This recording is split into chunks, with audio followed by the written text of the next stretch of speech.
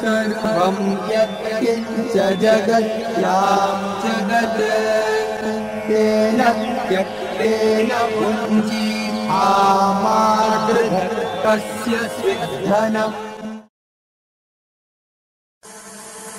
जलागदीगदज्जल प्रवाह पावितस्तरे कलेवलम्ब्य लम्बिताम्बुजं कृतं कपालिकां ढमढमढमन्निनादमड्डमर्वयुच्चकार चण्डताण्डवं तनोतु न शिव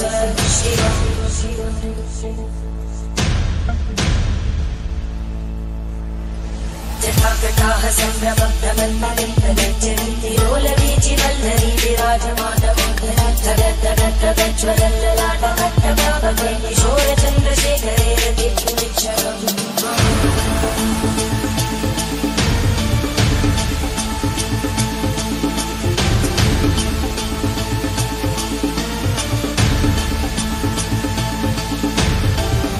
ॐ नमः शिवाय।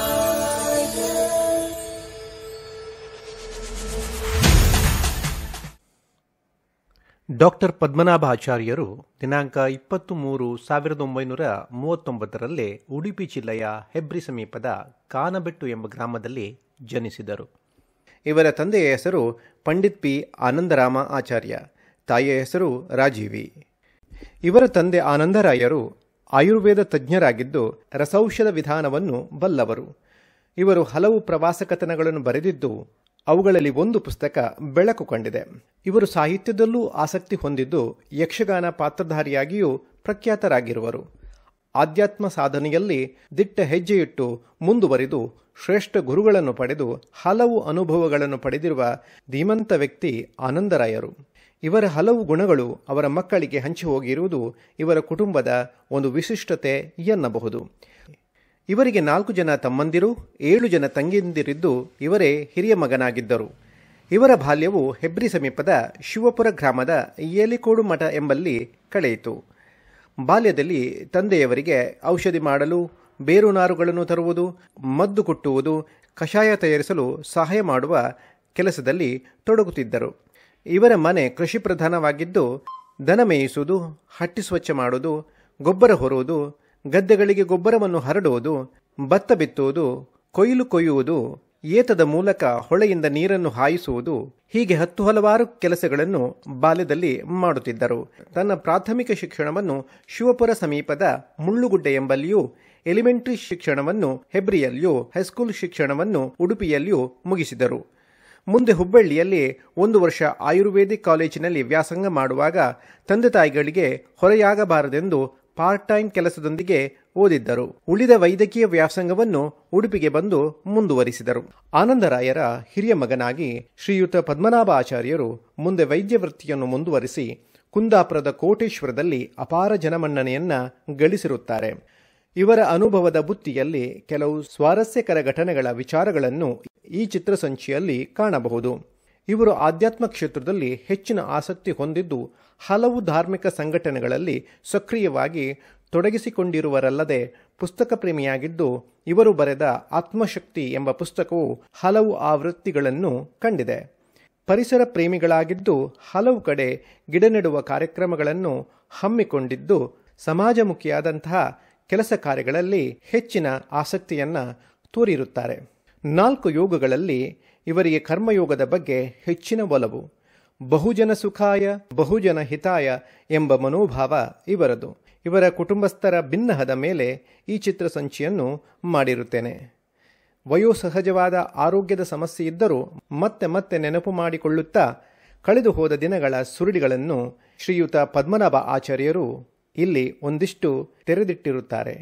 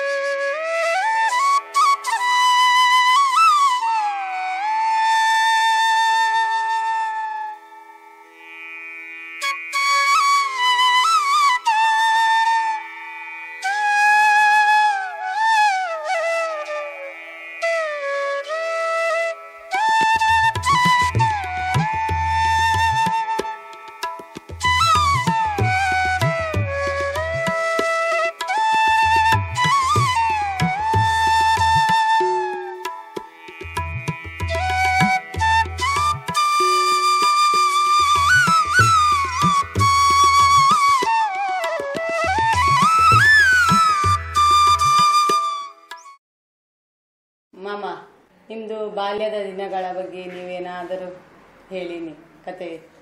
ನೀವು ಚಿಕ್ಕದಿರುವಾಗ ಹೇಗೆಲ್ಲ ಇದ್ದೀರಿ, ಹೇಗೆಲ್ಲ ಅನುಭವಿಸಿದ್ದೀರಿ, ನಿಮ್ಮ ಬಾಲ್ಯದ ಜೀವನವನ್ನು ಒಂಚೂರು ಎಲ್ಲರಿಗೂ ಹೇಳ್ತೀರಾ? ಸಂಕ್ಷಿಪ್ತವಾಗಿ ಹೇಳಿ. ಬಾಲ್ಯದಲ್ಲಿ ಹೆಬ್ರಿಗೆ ಹೋಗಿ ಹೆಬ್ರಿಯಿಂದ ಶಿವಪುರದಲ್ಲಿ ನಡ್ಕೊಂಡು ಹೋಗ್ಬೇಕು. ದಿವಸ 4 ಕಿಲೋಮೀಟರ್ ನಡೆಯಲಿಕ್ಕೆ, ಬೆಳಿಗ್ಗೆ ಹೋಗಲಿಕ್ಕೆ, ಸಾಯಂಕಾಲ ಬರಲಿಕ್ಕೆ. ದಿವಸ 8 ಕಿಲೋಮೀಟರ್ ನಡೀತಿತ್ತು. ಅದರ ಮೇಲೆ ಬೇಜಾರು ಮಠ ಉಡುಪಿ ಬಂದಾಗಲೂ 1-1.5 ಕಿಲೋಮೀಟರ್. ನೀವು ಎಷ್ಟನೇ ವರ್ಷಕ್ಕೆ ಪೇಜಾವರ ಮಠಕ್ಕೆ ಸೇರಿದ್ದೀರಿ? ಎಷ್ಟನೇ ಕ್ಲಾಸಿಗೆ ಸೇರಿದ್ದೀರಿ? ಹೆಬ್ರಿಯಲ್ಲಿ ಎಷ್ಟು ಓದಿದ್ದೀರಿ? ಅದು SLC ವರೆಗೆ ಹೆಬ್ರಿ, ಆಮೇಲೆ ಉಡುಪಿ ಪೇಜಾವರ ಮಠಕ್ಕೆ ಬಂದದ್ದು. ಪೇಜಾವರ ಮಠದಿಂದ ಅದೇ ದಿವಸಕ್ಕೆ ಅಲ್ಲಿಂದ ನಡಿಬೇಕು 4 ಕಿಲೋಮೀಟರ್. ಯಾವ ಕಾಲೇಜು? ಸಂಸ್ಕೃತ ಕಾಲೇಜಾ? Christian college, Christian high school. ಇಲ್ಲಿ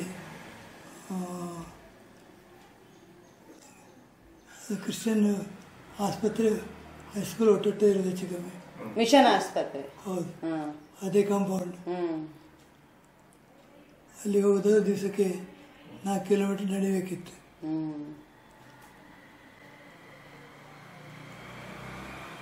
ಅದ್ರ ಮೇಲೆ ಪೇಜಾವರ ಮಠಕ್ಕೆ ಸೇರಿದ್ದು SLC ಹೌದು. ಆವಾಗ ಊಟಕ್ಕೆ ದಿವಸಕ್ಕೆ 4 ಕಿಲೋಮೀಟರ್ ನಡಿಬೇಕಿತ್ತು. ಸಂಸ್ಕೃತ ಕಲ್ತದೆ, ಅಲ್ಲಿ ರೂಮ್ ಕೊಡಬೇಕಾದ್ರೆ ಸಂಸ್ಕೃತ ಕಲಿಬೇಕಂತಂದ್ರು ಪೇಜಾವರ ಮಠದಲ್ಲಿ. ಹೌದು, ರೂಲ್ಸ್ ಇತ್ತು.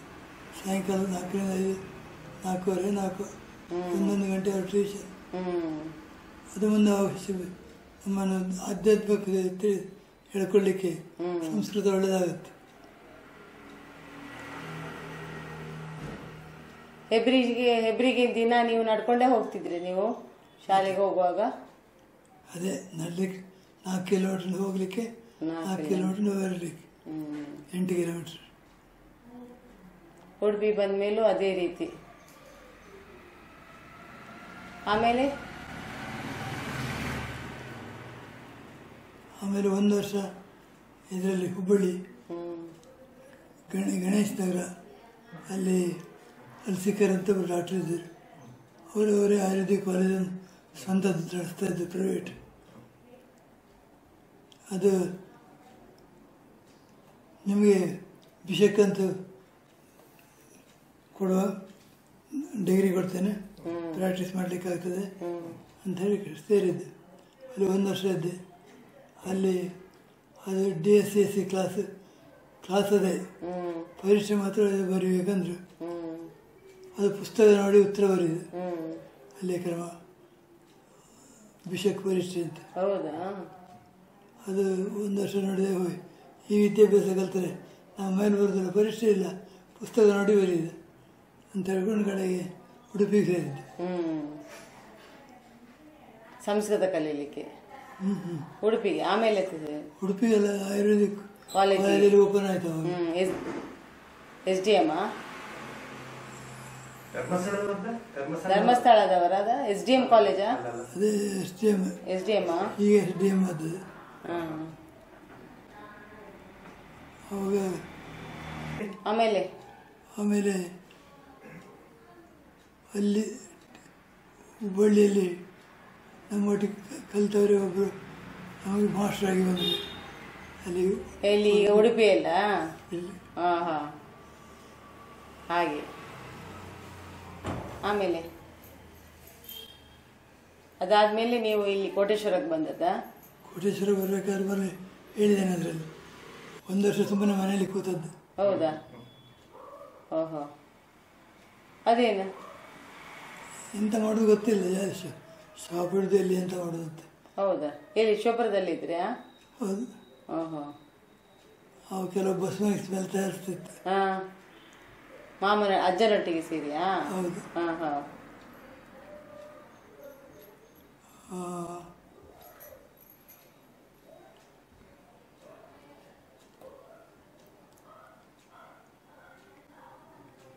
ದೊಡ್ಡಮ್ಮ ಹೇಗೆ ಸಿಕ್ಕಿದ್ರು ಇಲ್ಲಿ ಇಲ್ಲಿ ಕೋಟೇಶ್ವರಕ್ಕೆ 1 ವರ್ಷ ಇದ್ರಂತೆ.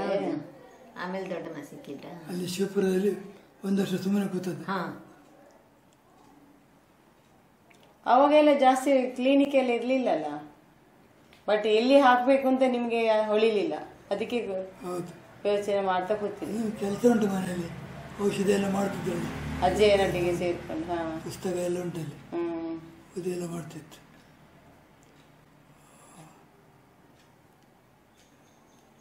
ಆಮೇಲೆ ಕೋಟೇಶ್ವರದಲ್ಲಿ ಬರುವ ಅಂತೇಳಿ ಯೋಚನೆ ಆಯ್ತಾ?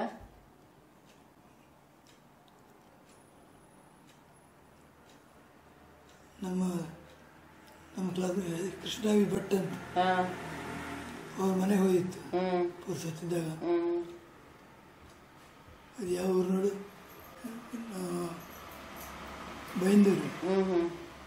ಬೈಂದೂರಿಂದ ಮುಂದೆ ಬೈಂದೂರು ಅಂತ ಹೊನ್ನಾವರವಾ ಕಾರವಾರ? ಕಾರವಾರದಿಂದ ಈಚೆ ಕುಮ್ಮಟ, ಕುಮಟಕ್ಕಿಂತ ಮುಂದೆ ಭಟ್ಕಳ. ಭಟ್ಕಳದಲ್ಲಿ ಕೃಷ್ಣವಿ ಭಟ್ ಅಂತ ಕ್ಲಾಸ್ಮೇಟ್, ಅವ್ರ ಮನೆಗೆ ಹೋಗಿದ್ದೆ. ಅಲ್ಲಿ ಹೋದಾಗ ಅವ್ರದ್ದು ಒಂದು ದುರ್ಗಾ ದೇವಸ್ಥಾನ ಇದೆ ಹತ್ರ, ಅಲ್ಲಿ ಬನ್ನಿ ಅಂತ ಅವ್ರು ಕರ್ಕೊಂಡು ಹೋಗಿದ್ರು. ಹೊಳೆ ಮಧ್ಯದಲ್ಲಿ, ಹೊಳೆ ಸೈಡ್ ಇರೋದು, ಹೊಳೆ ಸೈಡ್ನಲ್ಲಿ. ಹಾ ಸರಿ ಸರಿ, ನೋಡಿದ್ದೇವೆ ನಾವು ಸಹ ಹೋಗಿದ್ದೇವೆ. ಅಲ್ಲಿ ಹೋದಾಗ ಅಲ್ಲಿ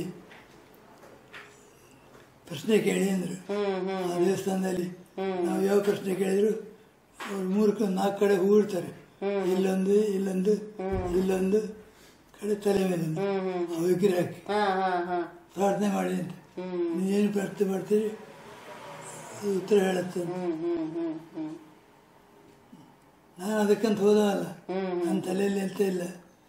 ಅವಾಗ ಎಂತ ಕೇಳೋದು ಅಂತೇಳಿ ಎಲ್ಲ ಹತ್ತು ಮಾಡ್ಕೊಂಡು ಕಡೆಗೆ ಶಾಪಲ್ಲಿ ಇಡೋದು ಕೇಳೋ ಅಂಥೇಳಿ, ಊರಿನಲ್ಲಿ ಶಿವಪುರದಲ್ಲಿ ಆದಿತ್ತ, ಘಟ್ಟದ ಮೇಲೆ ಎಲ್ಲ ಆದಿತ್ತ, ಇಂಥ ಬಿದಿರಳ್ಳಿ ಎಲ್ಲ ಉಂಟು ಮೇಲೆ. ಅಪ್ಪ ಹೇಳ್ತಿದ್ರು, ದುಡ್ಡು ಮಾಡಬೇಕಂತಿದ್ರೆ ಮೇಲೆ ಮಾಡಬೇಕು, ಘಟ್ಟ ಹತ್ಬೇಕಂತ. ನಾವು ನೋಡೋದು ದೇವರದಂತೆ ಉತ್ತರ ಬರುತ್ತೆ ನೋಡೋದಕ್ಕೆ ಹೇಳಿ ಕೋಟೇಶ್ವರ ಆದೀತ, ಶಿವಪುರ ಊರಾದೀತ, ಅಥವಾ ಅದೇ ಬೆದರಹಳ್ಳಿ ಅಂತ ತೀರ್ಥಹಳ್ಳಿ ಹತ್ರ ಅಲ್ಲಿ ಆದೀತ. ಒಟ್ಟು 4 ಪ್ರಶ್ನೆ ಕೇಳಿತು ಅವ್ರ ಹತ್ರ.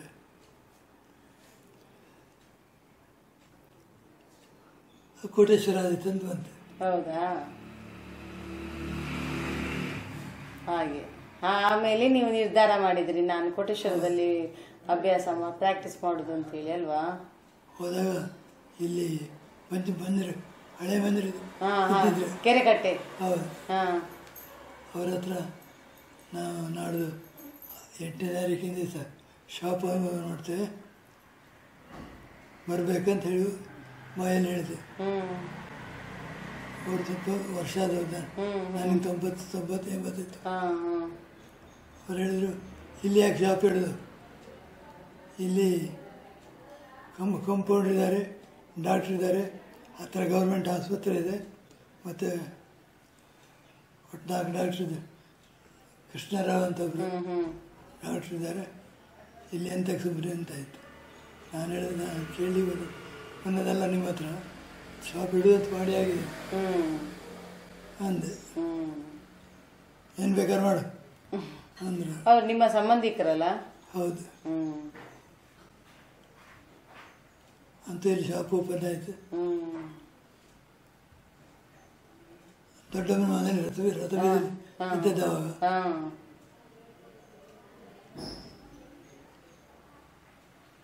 ನಾವು ಒಂದು ವಿಸಿಟಿಗೆ ಹೋದರೆ 5 ರೂಪಾಯಿ ತಗೊಳ್ತಿದ್ದೆ ಸೈಕಲ್ನಲ್ಲಿ. ಅದು ಎಲ್ಲರೂ ಬರ್ಲಿಕ್ಕೆ ಕೇಳಿದ್ರೆ ರಾತ್ರಿ ಹಗಲು ಎಲ್ಲ ಹೋಗುದೇ, ರಾತ್ರಿ ಸಹ ಫೋನ್ ಬಂದ್ರೆ ಕರೆ ಬಂದ್ರೆ ಹೋಗುದು. ಹೌದು ಹೌದು. ಹೆರಿಗೆ ಮಾಡಿಸ್ತಿದ್ರಿ ಅಲ್ವಾ? ಅದು ಅದ್ರ ಮೇಲೆ ಪ್ರಾಕ್ಟೀಸ್ ಮಾಡಿ ಮದುವೆ ಮೇಲೆ ನಿಂತ್ಕೊಂಡು. ಮದುವೆ ಆದ್ಮೇಲೆ ಹೆರಿಗೆ ಸ್ಟಾರ್ಟ್ ಮಾಡಿದಾ? ಫಸ್ಟಿಗೆ ಮಾಡಿಸ್ತಾ ಇರ್ಲಿಲ್ವಾ? ಕ್ಲಿನಿಕ್ ಇಟ್ಟು ಎಷ್ಟು ಟೈಮ್ ಆದ್ಮೇಲೆ ನೀವು ಮದುವೆ ಆದದ್ದು? ನನಗಿಂತ 10 ವರ್ಷ ಕಮ್ಮಿ ಅಪ್ಪ ಅವಳಿಗೆ. ಹೌದು 76 ಅವರಿಗೆ 76 ಕಂಪ್ಲೀಟ್ ಆಯ್ತು. ಹಾಗಾದ್ರೆ ನೀವು ದೊಡ್ಡಮ್ಮನ ಮನೆಯಲ್ಲಿ ಒಂದು 5-6 ವರ್ಷ ಪ್ರಾಕ್ಟೀಸ್ ಮಾಡಿದ್ರ್ಯಾ ಇದ್ಕೊಂಡು? ಜಾಸ್ತಿ ಮಾಡಿದ್ರ್ಯಾ?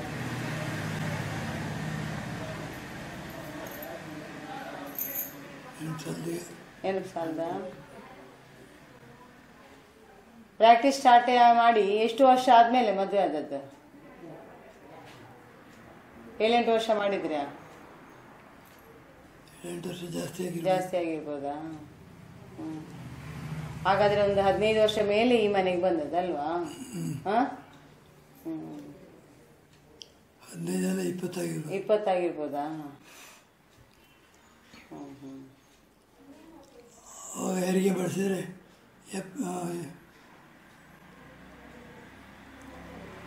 30 ರೂಪಾಯಿ ಅಂತ ಹೇಳ್ತಿತ್ತು. ಓಹೋ, ಎಷ್ಟು ಅಜಗಜಾಂತರ ಅಲ್ವಾ? ಈಗಲೂ ನಡೀತಾ ಉಂಟು 2 ರೂಪಾಯಿದು ಮಾತ್ರೆಗಳು, 5 ರೂಪಾಯಿದು ಮಾತ್ರೆಗಳು. ನಾನು ಹೇಳುದು ಕ್ಲಿನಿಕ್ಕಿಗೆ ಹೋಗುವಾಗ, ಮಾಮ ಒಂಚೂರು ಜಾಸ್ತಿ ಮಾಡಿ, ಯಾರೂ ಇಷ್ಟು ಕಮ್ಮಿಯಲ್ಲಿ ಮಾತ್ರೆಗಳನ್ನು ಕೊಡುವುದಿಲ್ಲ ಮಾಮ ಹೇಳಿ ಕ್ಲಿನಿಕ್ಕಿಗೆ ಹೋಗ್ತೇನಲ್ಲ ಅಷ್ಟೊತ್ತಿಗೆ ಹೇಳುದು, ಮಾಮ ಒಂಚೂರು ಜಾಸ್ತಿ ಮಾಡಿ ಮಾಮ. ಇಲ್ಲ, ನಾನು ಅಷ್ಟೇ ತಗೊಳ್ಳೋದು ಅಂತ ಹೇಳಿದವ್ರು ನನಗೆ ಯಾವತ್ತು. ನಮ್ಮ ಮದುವೆ ಆಗೋ ಟೈಮ್ನಲ್ಲಿ 4 ಆಣೆದು ವಾಯು ಮಾತ್ರೆ, ಧನ್ವಂತರಿ ಮಾತ್ರೆ 4 ಆಣೆದಿತ್ತು. ಹೌದು, ಅದೇ ನಂಗೆ ಇವನ್ ಈಗ ಪೇಷಂಟಿಗೂ ಮಾಮ 2 ರೂಪಾಯಿ ಹೇಳಿದ್ದು ಹೌದು, ಅವ್ರಿಗೆ ಆಶ್ಚರ್ಯ ಆಗುದು. 2 ರೂಪಾಯಿ ಕೇಳ್ತಾರೆ ಪದೇ ಪದೇ. ಯಾಕಂದ್ರೆ ಎಲ್ಲೂ 2 ರೂಪಾಯಿಗೆ ಒಂದು ತಲೆನೋವಿನ ಮಾತ್ರೆ ಸಿಗುದಿಲ್ಲ ಮೆಡಿಕಲ್ಗೆ ಹೋದ್ರು ಸಹ. ಹಾಗಾಗಿ ಎಲ್ರಿಗೂ ಆಶ್ಚರ್ಯ ಆಗ್ತಾ ಉಂಟು, 2 ರೂಪಾಯಿಗೆ ಮಾತ್ರ ಕೊಡ್ತಾರ ಅಂತೇಳಿ. ಆಮೇಲೆ ಹೇಳಿ, ತಲೆನೋವಿನ ಮಾತ್ರೆ 1 ರೂಪಾಯಿಗೆ 6. ಅದೇ ಈಗಲೂ ಹಾಗೆ ನಡೀತಾ ಉಂಟು, ಎಲ್ಲರಿಗೂ ಆಶ್ಚರ್ಯ. ನಾನಿದ್ನಲ್ಲ 2 ವರ್ಷ ನಾನು ಕ್ಲಿನಿಕ್ ನಲ್ಲಿದ್ದೆ, ಅಣ್ಣದೊಟ್ಟಿಗೆ ಪ್ರಾಕ್ಟೀಸ್ ಮಾಡ್ಕೊಂಡು. ಅಣ್ಣ ಹೇಳಿದ್ದು, ಅತ್ತಿಗೆ ಹೇಳಿದ್ದು, ಮೆಡಿಸಿನ್ ಬರೆದು ಕೊಡುದು, ನಾನು ತಂದು ಟೇಬಲ್ ಮೇಲೆ ಇಡುದು. ಸುಮಾರು ಮೆಡಿಸಿನ್ ಎಲ್ಲ ಗೊತ್ತು ನಮ್ಗೂ ಸಹ ಹಾಗೆ. ಈಗ ಅಂತೂ ನಮ್ಗೂ ಒಂದು ಸುಮಾರು ಅಂದಾಜು ಆಯ್ತು ಯಾವುದು ಜಾಸ್ತಿ ಮೂವ್ಮೆಂಟ್ ಇರೋದು ಮಾತ್ರೆಗಳು ಹಾಗೆಲ್ಲ ಬಂದು ಯಾವ ಕಂಪನಿಗೆ ಆರ್ಡರ್ ಕೊಡೋದು ಅದೆಲ್ಲ ಸುಮಾರು ಅಂದಾಜು ಆಯ್ತು ಈಗ ಮಾಮನಿಗೆ ಒಟ್ಟಿಗೆ ಹೋಗಿ. ಈಗ ಆಮೇಲೆ ನಿಮ್ಮ ಮದುವೆ ಆದ್ಮೇಲೆ ಈ ಎಷ್ಟು ವರ್ಷ ಆದ್ಮೇಲೆ ಈ ಮನೆಗೆ ಬಂದದ್ದು? 3 ವರ್ಷ 4 ವರ್ಷ ಅಲ್ವಾ?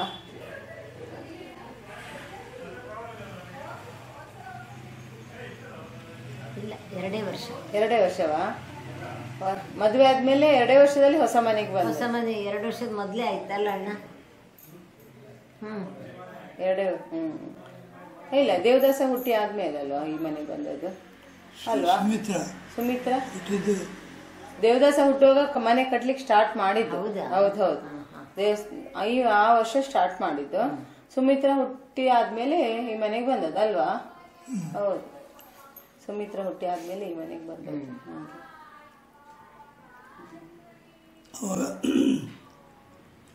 ಈ ಮನೆಯಲ್ಲೆಲ್ಲ ಭೂತವಾದ ತಗೊಂಡ್ರಿ, ಕಳ್ಳಂಗಡಿ ಕಳ್ಳಂಗಡಿ ಎದುರು ಈ ಭೂತಬಾಧೆ ಇತ್ತು. ಇಲ್ಲಿ ಒಂದು ಮುಸ್ಲಿಂ ಹೆಂಗಸಿದೊಂದು ಭೂತ ಇತ್ತು.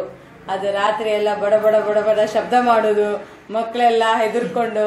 ಅತ್ತೆಗೆ ಇವರ ತಂಗಿ ಒಬ್ರು ಜಯತ್ತೆ ಅಂತ ಅವಳು ಇಲ್ಲೇ ಇದ್ರು, ಅವರಿಗೆ ಕುತ್ತಿಗೆಗೆಲ್ಲ ಹಿಡಿಲಿಕ್ಕೆ ಬರುದು, ಪೆಟ್ಟು ಬೀಳುದು. ಕಡೆಗೆ ಅವರು ಒಂದು ದಿವಸ ಬಾವಿಗೆ ಹಾರ್ಲಿಕ್ಕೂ ಹೋಗಿದ್ರು. ಹಾಗೆ ತುಂಬಾ ಉಪದ್ರ ಆಗ್ತಾ ಇತ್ತು ಈ ಮನೆಯಲ್ಲಿ. ಒಂದು ಮುಸ್ಲಿಂ ಸ್ತ್ರೀ ಈ ಮನೆಯಲ್ಲಿ ಸತ್ತು ಹೋಗಿದ್ದು. ಹಾಗೆ ಕಡೆಗೆ ಕಾರ್ಕಳದಲ್ಲಿ ಒಬ್ಬ ಮುಸ್ಲಿಂ ಇದ್ದ ಒಂದು ಮಂತ್ರವಾದಿ, ಅವನ ಹತ್ರ ಕರ್ಕೊಂಡು ಹೋಗಿ ಕೇಳಿ ಅಂದ್ರೆ ಕಡೆ ಯಾರು ಈ ಹಿಂದೂಗಳಲ್ಲೆಲ್ಲ ಆಯ್ತು. ಒಬ್ಬರು ಜೋಯಿಸರಿದ್ದಿದ್ರು, ಪುರೋಹಿತರಿದ್ದಿದ್ರು, ತಂತ್ರಿಗಳು. ಅವರು ಅಂತ ನಿಮ್ಮ ಸಾಸಿವೆ ಹೋಮ ಎಲ್ಲ ಮಾಡಿದರು.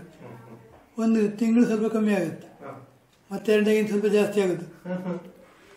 ಅವ ಕಾರ್ಕಳದ ಹೇಳಿದ ಕಡೆಗೆ ಹೀಗೆ ನೀವು ಏನೆಲ್ಲ, ನಾನು ಒಂದ್ಸಲ ಕೊಲ್ಲೂರಿಗೆ ಹೋಗಿ ಪ್ರಾರ್ಥನೆ ಮಾಡ್ಕೊಂಡು ಬಂದಿದ್ದೆ. ಅವ ಯಾರು ಅಲ್ಲಿ ಭೂತರಾಜ ಯಾರು ವಾದಿರಾಜರದಲ್ಲ, ಅದೇ ಫಸ್ಟಿಗೆ ಸ್ಟಾರ್ಟಿಂಗ್ ಅಲ್ಲಿ ಉಂಟು ಅದೇಯಾ? ಬಲಬದಿಯಲ್ಲಿ ಮಾರಣಕಟ್ಟೆಯಾ? ಅಲ್ಲ, ಫಸ್ಟ್ ಸ್ಟಾರ್ಟಿಂಗ್ ಅಲ್ಲಿ ಹೋಗುವಾಗ ಸಿಗುದಾ? ಒಳಗೆ ಹೋದ ಕೂಡಲೇ ಭೈರವ ವೀರಭದ್ರ, ಕೊಲ್ಲೂರೊಳಗೆ ವೀರಭದ್ರ ಇದ್ದಾರೆ. ಹೌದು, ಸ್ಟಾರ್ಟಿಂಗ್ ಅಲ್ಲಿ ಬಲಬದಿಯಲ್ಲಿ ಬಲಬದಿ ಇದೆ ಅಲ್ವಾ? ಎಂತದ್ದು ಮಾರಣಕಟ್ಟೆಯಾ? ಅಲ್ಲ, ಕೊಲ್ಲೂರಲ್ಲಿ ದೇವಸ್ಥಾನದ ಒಳಗೆ ಒಳಗೆಯಾ? ಕೊಲ್ಲೂರಿನಲ್ಲಿ ದೇವಸ್ಥಾನಕ್ಕೆ ಹೋದ ಕೂಡಲೇ ಬಲಬದಿ ಇಂಥ ಬ್ರಹ್ಮ ಅಲ್ಲ ಅದು, ಮತ್ತೆಂತ ಹೆಸರಿದೆ. ಹಾ ಹಾ, ಗೊತ್ತಾಯ್ತು. ಒಳಗಿಂದ ಈಗ ಬೆಳ್ಳಿದು ಇದಾಗಿದೆ. ಇತ್ಲೆಗೆ ಅಪೋಸಿಟ್ ಅಲ್ಲಿ ಒಂದು ಒಬ್ಬ ಇನ್ನೇನು ಬೊಬ್ಬ ಇಲ್ಲ, ವೀರಭದ್ರ ವೀರಭದ್ರ ವೀರಭದ್ರ ವೀರಭದ್ರ ಭಸ್ಮ ಎಲ್ಲ ಹಾ ಹೌದು, ವೀರಭದ್ರ ದೇವರು. ಅಲ್ಲಿ ಪ್ರಾರ್ಥನೆ ಮಾಡ್ಕೊಂಡು ಒಂದು ತಿಂಗಳು ಕಮ್ಮಿ, ಸ್ವಲ್ಪ ತೊಂದರೆ ಇಲ್ಲ ಅಂತ ಕಡೆ ಮತ್ತೆ ಶುರು ಮಾಡು. ಅವನು ಕಾರ್ಕಳದ ಹೇಳಿದ ಕಡೆಗೆ ಅವ್ರು ಏನೆಲ್ಲ ಮಾಡ್ದ ಬಂದಿದ್ದಾರೆ. ಪ್ರತಿ ಕಾರ್ಯಕ್ರಮ ಆದಮೇಲೂ ಒಂದು ತಿಂಗಳು ಸ್ವಲ್ಪ ದಿವಸದಲ್ಲಿ ಆ ದೈವಕ್ಕೆ ಮತ್ತು ಸಿಟ್ಟು ಬರುತ್ತೆ, ಮತ್ತು ಉಪದ್ರ ಜಾಸ್ತಿ ಕೊಡ್ಲಿಕ್ಕೆ ಶುರು ಮಾಡುತ್ತೆ. ಅವನೆಲ್ಲ ಹೇಳಿದ. ಅದು ಇಲ್ಲೊಬ್ಬರು ಉಡುಪರಿದ್ದರು, ಕರಿ ಸುಬ್ರಾಯ ಉಡುಪರು ಅಂತ, ಈಗಳ ಪುಸ್ತಕದ ಅಂಗಡಿಯ ಅಣ್ಣ, ಭಾಳ ಕೆಟ್ಟ ಜನ. ಅವರು ಬೇರೆಯವ್ರ ಹತ್ರ ಹೇಳೋದು ಕೇಳಿದ್ದೇನೆ ನಾನು. ಅವನೇ ಹೇಳಿದ, ಅವ್ರು ಬಾಯಿ ಬಿಟ್ಟು ಹೇಳಿದ್ದಾರೆ. ಅವರು ಡಾಕ್ಟ್ರು ಬಂದರೆ ಎಷ್ಟು ದಿನ ಇರ್ತಾರಲ್ಲಿ, ಏನು 1 ವರ್ಷ ಇರ್ಬೋದಾ ಅಂಥೇಳಿ. ಅವರು ಕಲ್ಕುಡುಗನ ಹತ್ರ ಹೊಯ್ಲು ಕೊಟ್ಟಿದ್ದಾರೆ. ಒಂದು ಜೀವ ಆದರೂ ತಗೊಂಡ್ಬರ್ಬೇಕಂತೆ. ಹೌದು, ಸುಮಾರೆಲ್ಲ ಅದರಿಂದ ಒಂದು ಕರು ಸತ್ತೋಯ್ತು, ದಾನದ ಕರು. ಫಸ್ಟ್ ಮದುವೆ ಆಗುವಾಗ ಅತ್ತೆಗೆ ಕೊಟ್ಟದ್ದು ಕರು ಅಲ್ಲ, ಅವರಪ್ಪ ಕೊಟ್ಟದಲ್ವ ಅತ್ತೆಗೆ. ಹೌದು, ಆ ದಾನದ ಕರುವಾ?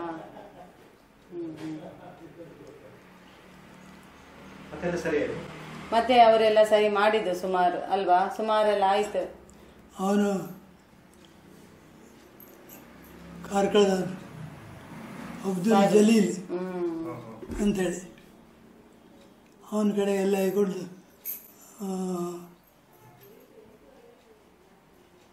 ಒಂದು ಕಾಯಿ ಅಂತರಿಸಿ ಕೊಟ್ಟ. ಇನ್ನೂ ಇತ್ತು ಅದು ನಮ್ಮ ಮನೆಯಲ್ಲಿ ಮೇಲೆ ಅಲ್ಲ, ಕೋಣೆಯಲ್ಲಿ ಕಟ್ಟಿತ್ತು, ಇವರು ಕೋಣೆಯಲ್ಲಿ ಕಟ್ಟಿ ಉಂಟು ಇನ್ನೂ ಸಹ. ಒಂದು ಬಟ್ಟೆಯಲ್ಲಿ ಕಟ್ಟಿ ನೇತಾಡ್ತಾ ಉಂಟು ಇನ್ನೂ ಸಹ. 51 ವರ್ಷ ಆಯ್ತು ಅಲ್ಲ, ಈಗ 51 ವರ್ಷ ಆಯ್ತು ಈ ಮನೆಗೆ, ಇನ್ನೂ ಉಂಟು ಅದು.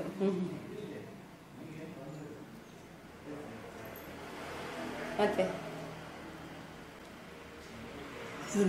ದಿನ ಜಾಸ್ತಿ ಆಗ್ತಾ ಬಂತು. ಕಡೆಗೆ ಅವನು ಅವರನ್ನು ಕರ್ಕೊಂಬಲ್ಲಿ ಅವನು ಕೇಳಿದ, ನನ್ನ ಯಾರ ನಾರಾಯಣ ಹದ್ದು ಆ ಸಾಬಿನ ಹತ್ರ ಅವ್ರು ಇಲ್ಲೇ ಇದ್ರ ಅವಾಗ ಓದ್ತಾ? ಕಾಲೇಜಿಗೆ ಓದ್ತಿದ್ದ, ಬಂಡಸ್ಕರ್ ಕಾಲೇಜಿಗೆ. ಅವನಿಗೆ ಹೋಗುವಾಗ್ಲೇನೆ ಒಂದು ಪೆಟ್ಟು ಕೊಟ್ಟಿದೆ. ಅದು ಒಂದು ತೆಂಗಿನಕಾಯಲ್ಲಿ ಮಂಡೆ ಅಲ್ಲ, ಟ್ಯೂಬ್ ಲೈಟ್ ಒಂದು ಅವನು ಮಂಡೆಗೂ ಹಾಕಿ ಹೋಗದಾಗೆಲ್ಲ ಮಾಡಿದೆ. ಆದ್ರೂ ಅವನು ಗೊತ್ತಾಯ್ತದ ಅದರದೇ ಉಪದ್ರ ಅಂತ. ಅದೇ ದೊಡ್ಡಮ್ಮನ ಮನೇಲಿ ಇದ್ದಾಗ ನಾಗರಾಜ ಮನೆಯಲ್ಲಿ ಅಲ್ಲಿ ವಾದಿರದ ಕಲ್ಯಾಣ ಮಂಟಪದ ಮಾವು ಕಡಿಸ್ತಾ ಇದ್ರು. ರಾತ್ರಿ ಹೋಗ್ಕೊಂಡು ಅಲ್ಲ ಬಂದ್ಯಾನ ಸಾಯಂಕಾಲ ಎಲ್ಲ ಮಕ್ಕಳು ಆಡ್ತಾರಲ್ಲ, ಇವನು ಹೋಗಿ ಆ ಮಾವಿ ಬದಿಯಲ್ಲಿ ಕೂತ್ಕೊಂಡು ನಾ ಹಾರದ ಅಂತ ಇಲ್ಲಂತೆ. ಕಡೆಗೆ ಒಂದು ದಿವಸ ರಾತ್ರಿ ಒಂದು ಮರತ್ತೊಂದಪ್ಪ ಇಲ್ಲಿ ಸೀರೆ ತಗೊಂಬಂದು ಅಲ್ಲಿ ದೊಡ್ಡ ಮನೆ ಚಾವಡಿಲಿ ಕೋಲ್ ಇಟ್ಕೊಂಡು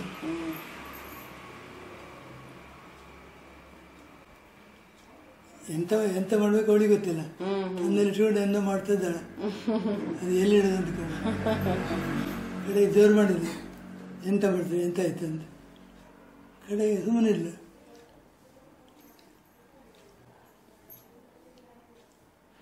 ಇವನು ನಾರಾಯಣ ಕೇಳಿದ ಹೋದ, ಅಲ್ಲಿ ಅವಳಿಗೆ ಯಾಕೆ ಉಪದ್ರ ಕೊಡುತ್ತೆ ಭೂತ, ಉಳಿದವನ್ನೆಲ್ಲ ಯಾಕೆ ಉಪದ್ರ ಕೊಡೋದಿಲ್ಲ? ಮತ್ತು ನಮಗೆಲ್ಲ ಮಂಚದಲ್ಲಿ ಪಡ್ಕೊಂಡ್ರೆ ಈಗ ಬಡಿದಳಿಂದ ನಾವು ಎದ್ದು ಕೆಳಗೆ ನೋಡಿದ್ರೆ ಯಾರು ಇರಲಿಲ್ಲ. ಸುಮಾರು ಉಪದ್ರ ಕೊಡ್ತಿತ್ತು. ಮನೆ ಕಟ್ಲಿಕ್ಕೆ ಬಂದವರಿಗೆ ರಾತ್ರಿ ಕಾಲು ಹಿಡ್ಕೊಂಡು ಎಳಿತಿತ್ತು. ಅವ್ರು ಹೆದರಿ ಅಂದ್ರೆ ಕೆಲಸ ಜಾಸ್ತಿ ಮನೆ ಮಕ್ಕಳ ಹತ್ರ ಬಂತು ಅಂತ ಹೇಳಿದಾಗ ಕಾರ್ಯ ಒಂದು ಕಾರ್ಯ ಮಾಡಲಿಕ್ಕೆ ಬರ್ತಿದ್ರು. ರಾತ್ರಿಯಲ್ಲೇ ಮಲಗುವ ಅಂತ ಅಲ್ಲಿ ಮಲಗಿದ್ರೆ ರಾತ್ರಿ ಕಾಲು ಎಳೆದೆಲ್ಲ ಮಾಡ್ತಿದ್ರು. ಅವು ಹೆದರಿ ಕೈದು ಮಾಡಿದ್ರು, ಬರಲ್ಲ ಮನೆಗೆ ಬರೋದಿಲ್ಲ ಅಂತ. ಎಲ್ಲ ಸರ ಕೂಡ ಹೆಚ್ಚಾದ್ದೇನೆ ತಮಾಷೆ ಮಾಡ್ತಿದ್ದೇನೆ. ನಿಮ್ಗೆ ಅಷ್ಟಾಗೋ ಗೊತ್ತಾಗ್ಲಿಲ್ವಾ ಇದು ಭೂತದ್ದೇ ಪದ್ರ ಅಂತ? ಇವನ ಕಡೆಗೆ ಅಲ್ಲಿ ಹೇಳಿದೆ, ಅಲ್ಲಿ ಕಾರ್ಕಳ ಸಾಹೇಬ್ರೆ ಹೇಳಿದ್ಮೇಲೆ ಕಾರ್ಕಳದ ಕಾಲು ಸಾಹೇಬ ಹೇಳಿದೆ. ಅವರಿಗೊಂದು ಎಂದಂತೆ ಜಲಕನ್ಯೆ ಅಂತ ಹೇಳಿದೆ, ಅವಳ ಹತ್ರ ಕೇಳಿ ಅಂಥೇಳಿ. ಕಡೆಗೆ ಅವಳದಂತೂ ಒಪ್ಪಿಲ್ಲ. ಅವಳು ಶಿವಪುರದಲ್ಲಿ ಇದಕ್ಕೆ ತೊಳೆಬದಿಗೆ ಹೋಗುವಾಗ ರಾತ್ರಿ ಕತ್ಲೆ ಹೆದರಿದ್ದೇನೆ ಅಂತ ಆ ಜಗಣಿ ಅವಳ ಹತ್ರ ಇರ್ಲಿಕ್ಕೆ ಹೋಗಿ ಈ ಭೂತ ಬದ್ದುಕೊಂಡು ಜಾಸ್ತಿ ಉಪದ್ರ ಕೊಡ್ತಾಯಿದೆ ಅವರಿಗೆ. ಜಲಕನ್ಯೆ ಹಿಡಿದು ಒಂದು ಪ್ರೇತ ಉಂಟು ಒಳ್ಳದು ಅಂಥೇಳಿ. ಹಾಗಾಗಿ ಅವರಿಗೆ ಮಾತ್ರ ತುಂಬಾ ಉಪದ್ರ ಕೊಡುತ್ತಿತ್ತು. ಮನೆಯಲ್ಲಿ ಚಿಕ್ಕ ಚಿಕ್ಕ ಮಕ್ಕಳಿದ್ರು, ಅಷ್ಟೊತ್ತಿಗೆ ಅವರಿಗೇನು ತೊಂದರೆ ಮಾಡ್ಲಿಲ್ಲ, ಆದ್ರೆ ತುಂಬಾ ಎದುರಿಸ್ತಾ ಇತ್ತು ಮಾತ್ರ ಅಲ್ವಾ? ಪಾತ್ರ ಎಲ್ಲ ಕೆಳಗೆ ಹಾಕೊಂಡು ರಾತ್ರಿ ಸ್ಟ್ಯಾಂಡ್ ಎಲ್ಲ ಬಡ ಬಡ ಬಡ ಆಗೋದು, ಬರೀ ಬಡಬಡಲ್ಲ ಹೊತ್ತಾಕೋದು. ಆ ಪಾತ್ರ ಪೂರ ಅಡುಗೆ ಮನೆಯಲ್ಲೆಲ್ಲ ಚೆಲ್ಲಿ ಮೇಲಾಟಿ ಮಾಡಿ ಕೂಗುದು ಕಡೆ ಹೆದರಿಕೆಯಾಗಿ ಹೊಡಿಬೇಕು ಶಾಪಿಗೆ. ಅದು ನಾನು ಹೆದರ್ತಿರ್ಲಿಲ್ಲ ಅದಕ್ಕೆ.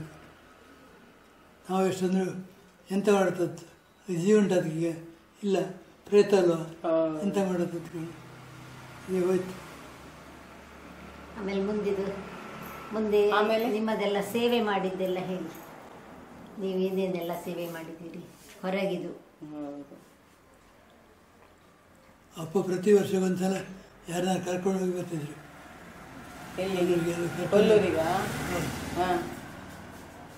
ಕೊಲ್ಲೂರಿಗೆ. ಆಮೇಲೆ ನಾನು ಹೋಗ್ತಿದ್ದೆ, ವರ್ಷಕ್ಕೊಂದ್ಸಲ ಹೋಗಿ ಬರ್ತಿತ್ತು. ಅವರು ಪುಸ್ತಕವೇ ಬರೆದಿದ್ದಾರೆ, ಕೊಲ್ಲೂರು ಯಾತ್ರೆ ಅಂತ. ಎಲ್ಲ ಗಮ್ಮತ್ತಿದೆ ಇದು. ನೀವು ಆಧ್ಯಾತ್ಮಕ್ಕೆ ಡಿವೈನ್ ಪಾರ್ಕಿಗೆ ಯಾವಾಗ ಎಷ್ಟನೇ ಇದಕ್ಕೆ ಸೇರ್ಕೊಂಡ್ರಿ? ಯಾವ ಪ್ರೇರಣೆ ನಿಮ್ಗೆ ಆಧ್ಯಾತ್ಮಕ್ಕೆ ಹೋಗ್ಲಿಕ್ಕೆ? ಅಲ್ಲಿ ಮೊದಲ ದಿವಸ ಇದಕ್ಕೆ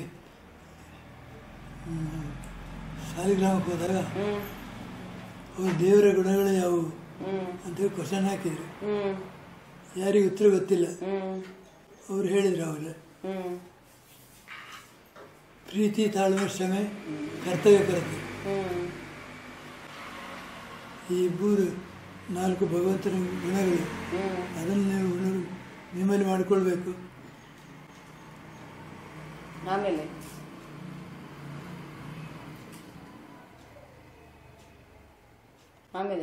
ಆವಾಗ ಅದೆಲ್ಲಿ ಯಾವ ಪುಸ್ತಕದಲ್ಲಿಲ್ಲ. ಇದು ಬರೀ ಪುಸ್ತಕದ ಬದನೆಕಾಯಿ ಅಲ್ಲ, ಇವರೇನೋ ಸ್ಪೆಷಲ್ ಹೇಳ್ತಾರೆ, ಏನೋ ಶಕ್ತಿ ಉಂಟು ಇದರಲ್ಲಿ ಅಂತ ಗೊತ್ತಾಗಿ ಅದ್ರ ಮೇಲೆ ಕಾಯಂ ಹೋಗ್ಲಿಕ್ಕೆ ಶುರು ಮಾಡಿದ್ರು. ಪ್ರತಿಗೂ ಆದಿತ್ಯವಾರ ಕಾರ್ಯಕ್ರಮ ಇದ್ದಿತ್ತು. ಅವಾಗ ಮೊದಲು ಪ್ರತಿ ಆದಿತ್ಯವಾರ ಇತ್ತ? ಹೌದೌದು. ಆಮೇಲೆ ವಾರಕ್ಕೆ ತಿಂಗಳಿಗೆ 2 ಮಾಡಿದ್ದ ಅಲ್ವಾ? ಈಗಲೂ ವಾರಕ್ಕಾರ ಪ್ರತಿ ವಾರ ಇಲ್ಲ. ಈಗ ಮೊದಲನೇ ಮತ್ತೆ ಕೊನೆಯ ಆದಿತ್ಯವಾರ ಅಷ್ಟೇ ಅಲ್ವಾ ಈಗ? ಆಮೇಲೆ ಅಲ್ಲಿ ಏನು ಕಲ್ತ್ರಿ ನೀವು? ಅಲ್ಲಿ ಏನು ಕಲ್ತ್ರಿ? ಕಲ್ತದೆ ಅಂತ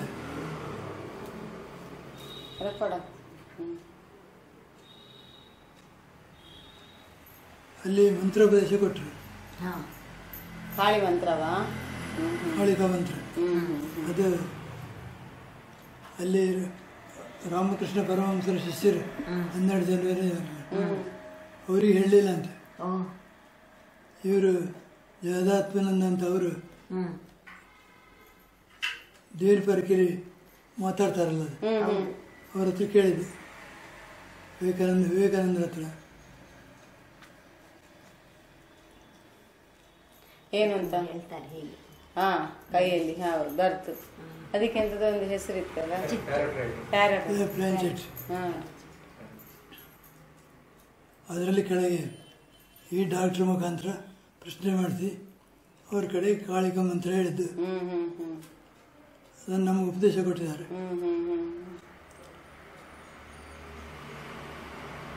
ಈಗಲೂ ಅದನ್ನು ಹೇಳ್ತೀರಾ ಜಪ ಮಾಡುವಾಗ? ಎಷ್ಟು ಬಾರಿ? 108. ಓಹೋ, 108 ಗಾಯತ್ರಿ, 108 ಕಾಳಿಕ ಮಂತ್ರ. ದರ್ಶನ ಆಯ್ತಾ? ದೇವರ ದರ್ಶನ ಏನಾದರೂ ಆಗಿದೆ ನಿಮಗೆ?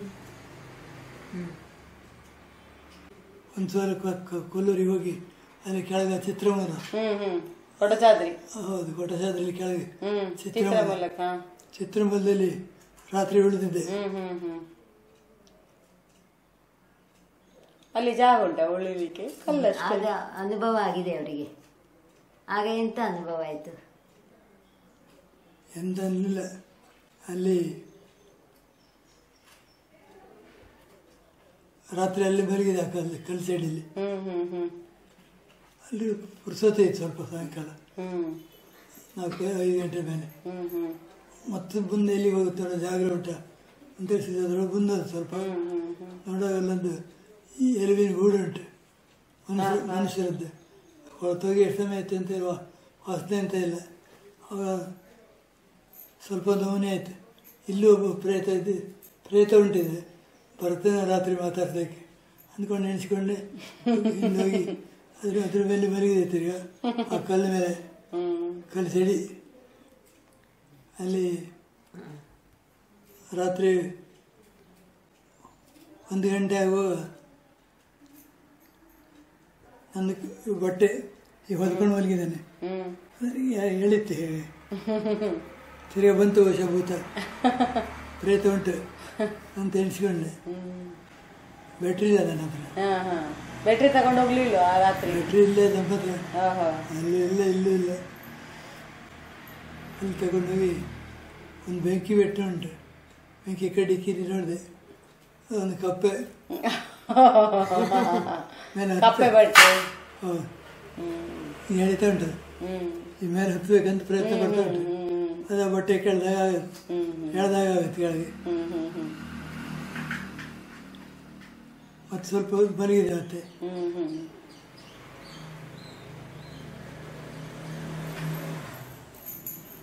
ಹಾಗೆ ಅದೆಲ್ಲ ಪ್ರೇರಣೆ ನಿಮಗೆ ಹಿಮಾಲಯಕ್ಕೆ ಬದ್ರಿಗೆಲ್ಲ ಹೋದ್ರಲ್ಲ? ಉತ್ತರ ಭಾರತ, ಉತ್ತರ ಭಾರತದ್ದು ಪ್ರಯಾಣ ಎಲ್ಲ ಹೇಳಿ ಆಯ್ತಾ? ಉತ್ತರ ಭಾರತ, ದಕ್ಷಿಣ ಭಾರತ ಹೇಳಿ. ಉತ್ತರ ಭಾರತದ್ದು ಪ್ರಯಾಣ. ಉತ್ತರ ಭಾರತಕ್ಕೆ ಹೋಗಿ ಬಂದ್ರಿ? ದಕ್ಷಿಣ ಭಾರತಕ್ಕೆ ಹೋದರೆ ಟೈಮ್ ಉಂಟಲ್ಲ, ಆವಾಗ ನನಗೆ ವರ್ಷ 68 ಏನೋ. ಅದನ್ನೆಲ್ಲ ಮುಗಿಸಿ ಕಡೆ ದಕ್ಷಿಣ ಭಾರತಕ್ಕೆ ಹೋದಿರ್ತಾರೆ. ಅಲ್ಲಿ ಕಡೆ ಐಸ್ ಗೀಸ್ ಎಲ್ಲ ಇರುತ್ತೆ. ಅರ್ಥಾದ್ಮೇಲೆ ಕಷ್ಟ ಕಡೆ ಅಂತೇಳಿ ಮೊದಲು ಹೋದ್ದು ಉತ್ತರ ಭಾರತ.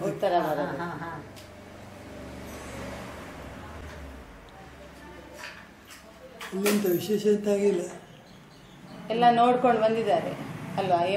ಯಮುನೋತ್ರಿ, ಬದ್ರಿ, ಕೇದಾರ್ನಾಥ್, ಯಮುನೋತ್ರಿ ಹೋದದಲ್ಲ, ಗಂಗೋತ್ರಿಗೆ ಹೋಗ್ಲಿಲ್ಲ.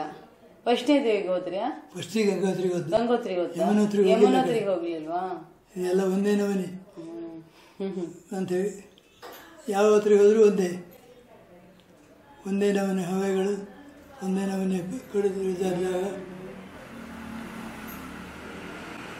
ಒಂದು ನೋಡಿದ್ಮೇಲೆ ಮತ್ತೊಂದು ನೋಡು ಸುಮ್ಮನೆ ಇಲ್ಲ. ಆದ್ರೂ ಬದರಿ, ಕೇದಾರ್ನಾಥ ಬೇರೆ ಬೇರೆ ಅಲ್ವಾ? ಬೇರೆ ಹೌದು. ಯಮುನೋತ್ರಿ, ಗಂಗೋತ್ರಿ ಬೇರೆ ಬೇರೆ, ಎಲ್ಲವೂ ಬೇರೆ. ಆದರೆ ಒಂದು ನೋಡಿದ ಮೇಲೆ ಮತ್ತೊಂದು ವಿಶೇಷ ಅನಿಸೋದಿಲ್ಲ. ಒಂದೇ ನಮೂನೆ ದೇವಸ್ಥಾನಗಳು. ಆಮೇಲೆ ಆ ಟೈಮಲ್ಲಿ ಸುಮಾರು ದೇವಸ್ಥಾನ ಹೋಗಿದ್ರಿ ಅಲ್ಲ ನೀವು? ವೈಷ್ಣವ ದೇವಿ ಹೋದ್ರಿಯಾ? ವೈಷ್ಣವ ದೇವಿಗೆ ಹೋಗಿದ್ರಿಯಾ? ಏನು ವೈಷ್ಣವಿ ದೇವಿ? ವೈಷ್ಣವಿ ದೇವಿಗೆ ಹೋಗಿದ್ರಿಯಾ ಇಲ್ವಾ? ಉತ್ತರ ಭಾರತ ಇದರಲ್ಲಿ ಪ್ರವಾಸದಲ್ಲಿ ಎಲ್ಲೆಲ್ಲಿ ಹೋಗಿ ಬಂದ್ರಿ?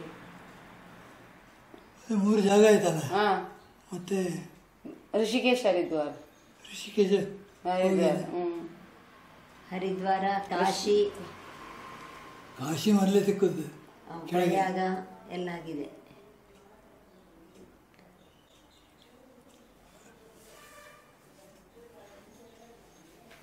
ಅವರೆಲ್ಲ ಒಂದು ಪುಸ್ತಕದಲ್ಲಿ ಬರೆದಿಟ್ಟು. ಆಮೇಲೆ ಆಗ್ರಾ ಹೋದ್ರೆ ಆಗ್ರಾ ಮೊದಲೇ ಸಿಕ್ಕತ್ತೆ. ಹೌದು, ಹೋಗಿದ್ರೆ ನೋಡಿದ್ರ್ಯಾ? ಹೌದೌದು. ಮಥುರಾ, ಆಗ್ರಾ ಅಲ್ವಾ?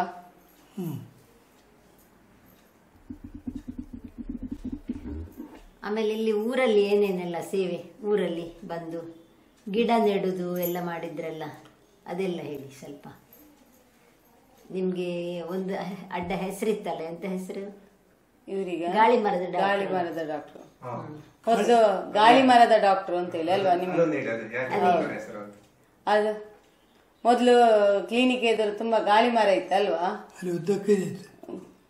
ಉದ್ದಕ್ಕೂ ಗಾಳಿ ಮರ ಇತ್ತು, ಅದಕ್ಕೆ ಸುತ್ತ, ಅದಕ್ಕೆ ಗಾಳಿ ಮರದ ಡಾಕ್ಟರ್ ಅಂತ ಹೇಳಿ ಫೇಮಸ್ ಅಲ್ವಾ?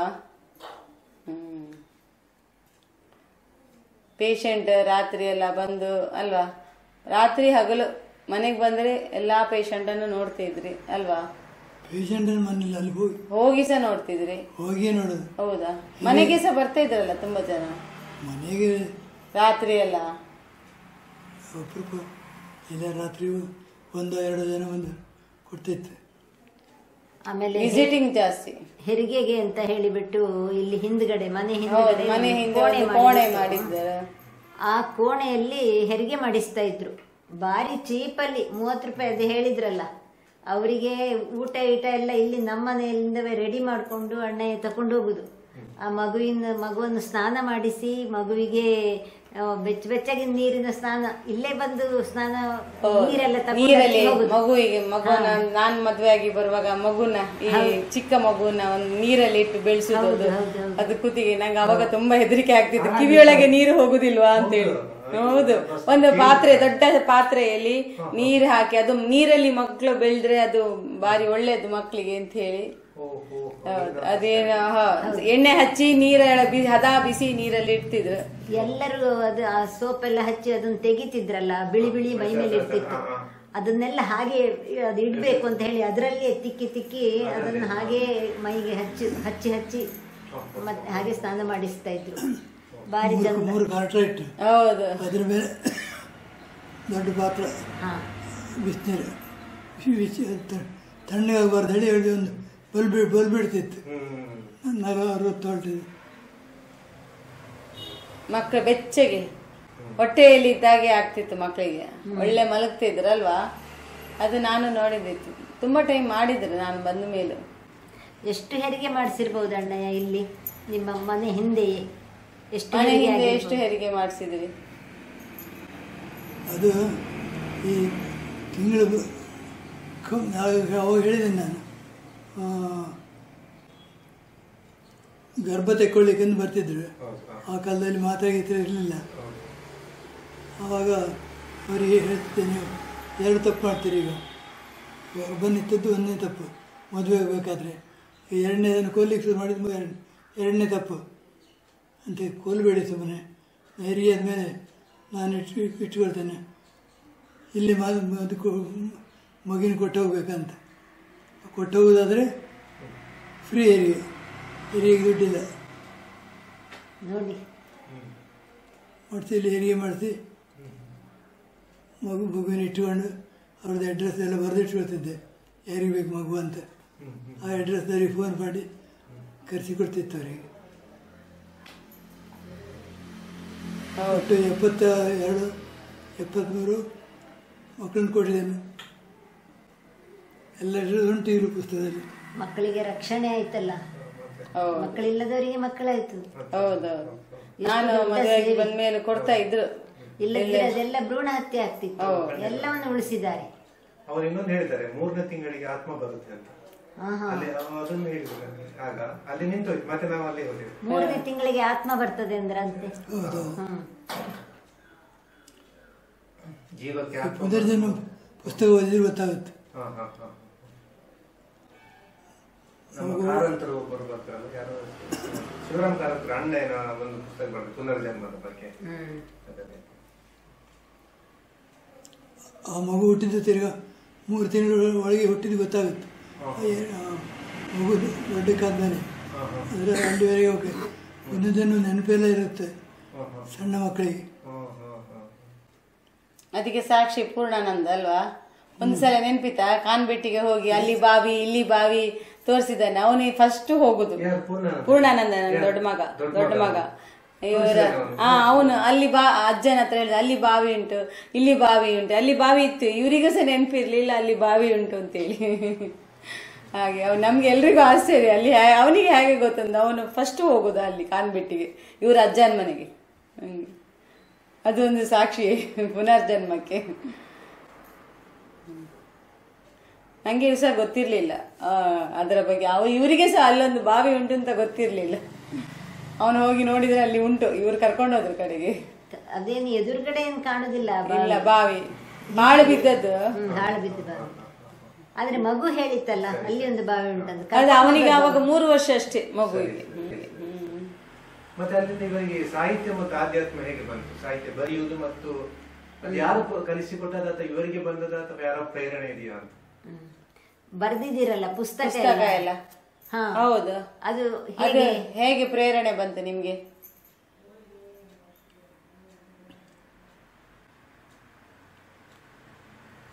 ಪುಸ್ತಕ ಬರೆಯುವಂತ ಹೇಗೆ ಪ್ರೇರಣೆ ಬಂತು? ಅಜ್ಜಯ್ಯ ಒಂದು ಪುಸ್ತಕ ಬರೆದ್ರ ಅದನ್ನು ನೋಡಿ ನಿಮ್ಗೆ ಪ್ರೇರಣೆ ಬಂತ, ಅಥವಾ ನೀವೇ ಒಂದು ಬರೆಯುವ ನಾನೇ ಒಂದು ಪುಸ್ತಕ ಅಲ್ಲ ಮೊದಲು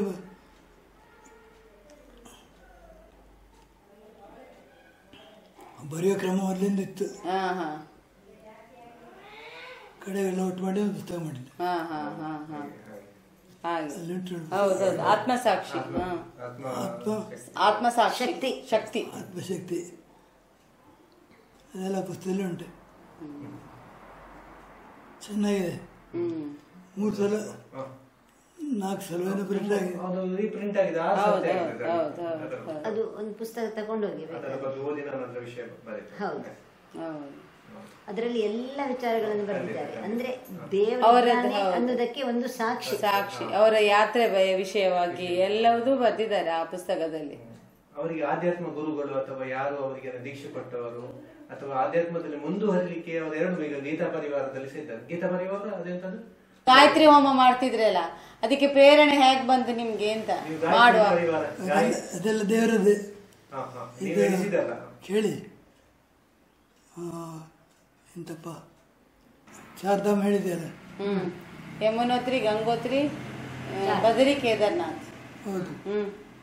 ಕೇದಾರ್ನಾಥದಲ್ಲಿ ಏನಾಯ್ತು? ಕೇದಾರ್ನಾಥದಲ್ಲಿ ಅಲ್ಲಿ ಒಂದು ದಂಡಿ ಆಶ್ರಮ ಅಂತ, ದಂಡಿ ಆಶ್ರಮದಲ್ಲಿ ರಾತ್ರಿ ಉಳಿದದ್ದು.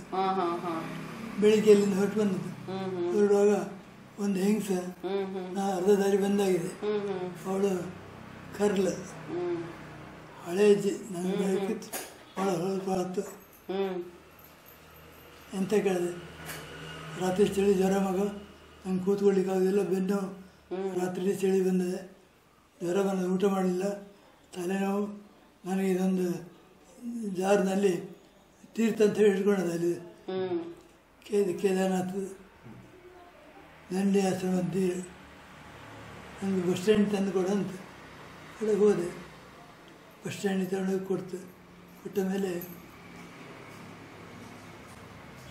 ಅವಳು ನನಗೆ ಚೀಲೆಲ್ಲ ಹುಡುಕಿ, मेरा पैसा सब लूट गया, मैं कैसे जाऊँ मन कर जोर बढ़ते, अब कितना ना आपको पैसा दे, तो 200 दे, 200 400 400 ರೂಪಾಯಿನ ಕೊಡು ಅಂತ ಹೇಳ್ತು.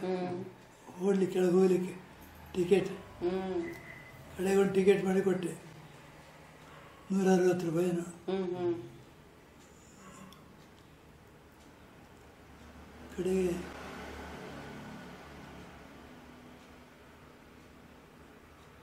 ಕಡೆಗೆ ನಾನು ದುಡ್ಡು ಅಲ್ಲಿ ಹೋಗಿ ಕೊಡ್ತೇನೆ ನಿಮಗೆ, ನಾನು ಕೆಳಗೆ ಶಾಂತಿಗುಂಜಕ್ಕೆ ಹೋದ್ಮೇಲೆ ಕೊಡ್ತೇನೆ ದುಡ್ಡು ಅಂತ. ನಿನ್ನ ಅಡ್ರೆಸ್ ಹೇಳು, ನೀನು ದುಡ್ಡು ಕೊಡ್ತೇನೆ ಅಂತೆಲ್ಲ, ನಿನ್ನ ಅಡ್ರೆಸ್ ಅಂತ ಕೇಳಿದೆ. ಅದು ಹೇಳ್ತಾ ಹರಿದ್ವಾರ ಶಾಂತಿಗುಂಜ ಅಡ್ರೆಸ್ ಹೇಳಿದವಳು. ಕಡೆಯಲ್ಲಿ ಅವ್ರದ್ದು ಅಡ್ರೆಸ್ಸಿಂದ ಮೇರಾ ನಾಮ್ ಬಿಂದಾ ಹೇ ಊರಂತ ಹೇಳಿಲ್ಲವಳು.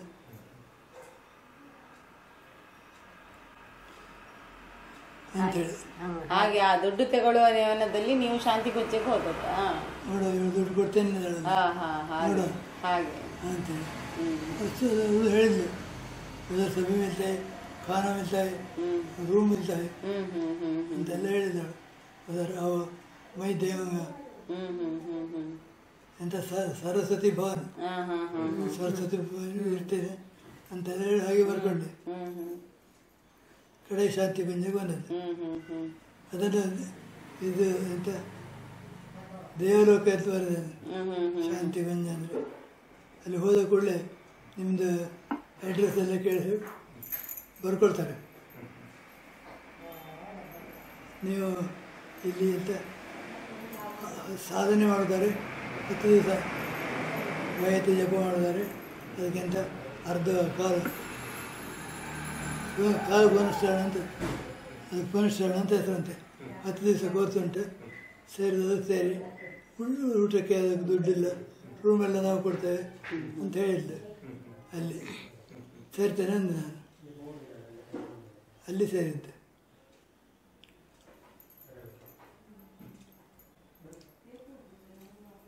ಅದು ಅದೇ ಎಂತ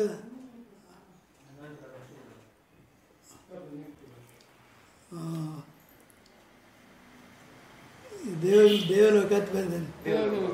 ಶಾಂತಿ ಕುಂಜ. ಶಾಂತಿ ಕುಂಜ ಅಷ್ಟು ಲಾಕಿತ್ತದ. ಅದೇ ದಿವಸ ಬೆಳಿಗ್ಗೆ 5:00 ಗಾಯತ್ರಿ ಪೂಜೆ, 6 ಗಂಟೆಯಿಂದ ಗಾಯತ್ರಿ ಹೋಗಬೇಕು. ಗಾಯತ್ರಿ ಪೂಜೆ ಆದಮೇಲೆ ಗಾಯತ್ರಿ ಹೋಮ ಶುರುವಾಗುತ್ತೆ. ಒಂದು ಸಲಕ್ಕೆ ಎಷ್ಟು 8-10 ತಗೊಂಡ ಇರ್ಬೇಕಲ್ಲ? 300 ಜನ. 300 ಒಂದೇ ಸಲ ಕೂತ್ಕೊಳ್ಳಿಕ್ಕೆ ಆಗ್ತದ? ಇಲ್ಲ, 8-10 ಕುಂಡ ಇರ್ಬೇಕಲ್ಲ? 300 ಉಂಟಾ? ಫುಲ್ ಉಂಟಾ? ಹೌದಾ? 8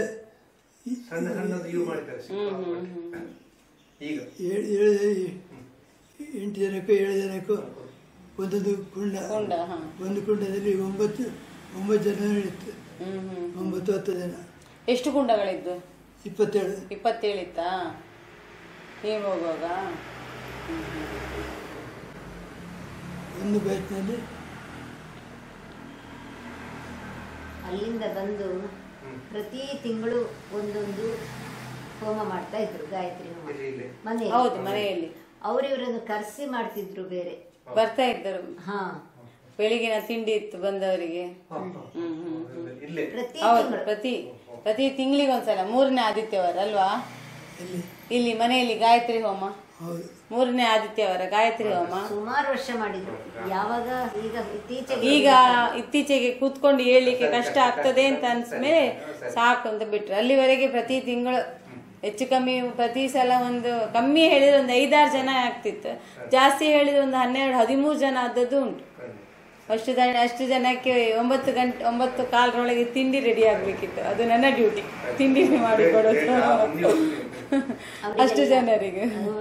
ತಿಂಡಿ ತಿಂಡಿ, ಚಹಾ, ದಕ್ಷಿಣ ಕೊಟ್ಟೆಲ್ಲ ಕಳಿಸ್ತಿದ್ರು. ಹಣ್ಣು, ಅದು ಪೂಜೆಗೆ ಹಣ್ಣೆಲ್ಲ ಇಡ್ತಿದ್ರಲ್ಲ, ಎಲ್ಲ ಕೊಟ್ಟು ಜನರಿಗೆ ಸುಮ್ಮನೆ ಉಪಚಾರ ಮಾಡಬಾರ್ದು. ಅವರು ಎಲ್ಲ ತಗೊಂಡು ಹೋಗೋ ಕೈ ಮುಗಿದ್ದಾರೆ, ಕಡೆ ಈ ಬದಿ ಬರೋದಿಲ್ಲ. ಸುಮಾರು ಹಣ ಎಲ್ಲ ಕೊಟ್ಟಿದ್ದೇನೆ. ತುಂಬಾ ಸಾಲ ಕೊಟ್ಟಿದ್ದಾರೆ ಅಲ್ಲಿ ಬಡವರಿಗೆ ಅಂತ ಹೇಳಿ ಕೊಟ್ಟಿರ್ತಾರೆ. ಬಟ್ ಅದು ಅವರಿಗೆ ಉದ್ಯೋಗ ಒಳ್ಳೆ ಇದ್ರೂ ಸಹ ಅದನ್ನ ರಿಟರ್ನ್ ಮಾಡ್ಲಿಲ್ಲ, ಹಿಂತಿರುಗಿಸೋ ಪ್ರಶ್ನೆ ಇಲ್ಲ. ಹೌದು, ಉಪಕಾರಕ್ಕೆ ಅದನ್ನು ಸ್ಮರಿಸುವಂತದ್ದು ಇಲ್ಲ. ನಿಮ್ಮ ಅನುಭವ ಏನು ಈ ಜೀವನದಲ್ಲಿ, ಇಷ್ಟು ವರ್ಷದ ಜೀವನದಲ್ಲಿ ನೀವು ಕಂಡುಕೊಂಡ ಸತ್ಯ ಅಂತದ್ದು?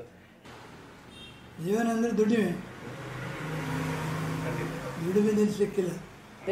ಸ್ವಕರ್ಮಣ ತಮ ಬೆರ್ಚ ಮುಕ್ತಿ ಮಿಂದತೆ.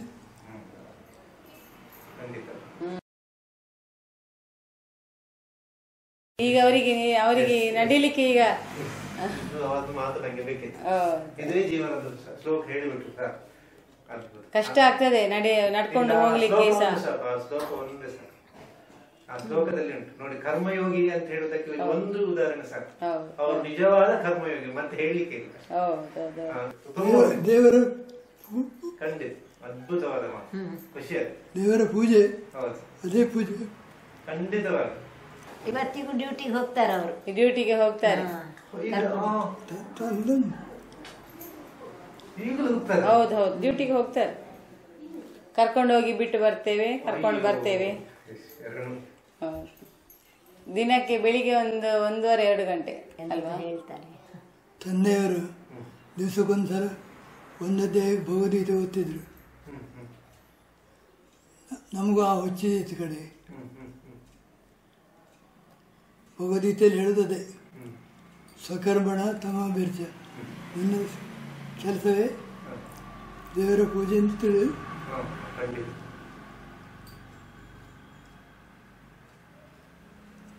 ಅದು ಭಕ್ತಿ ಸಿಗ್ತದೆ ಅಂತ ಪುಸ್ತಕ.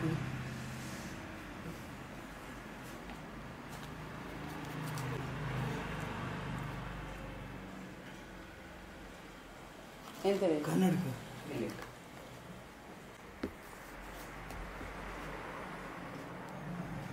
ಒಬ್ಬ ಸನ್ಯಾಸಿ ಸಿಕ್ಕಿ ಅವನು ಮಂತ್ರೋಪದೇಶ ಕೊಟ್ಟಿದ್ದಾನೆ. ಯಾವ ಮಂತ್ರ? ಕೊಲ್ಲೂರಿನ ಇವಳ ಬಗ್ಗೆ, ದೇವಿ ಬಗ್ಗೆ. ನೀನು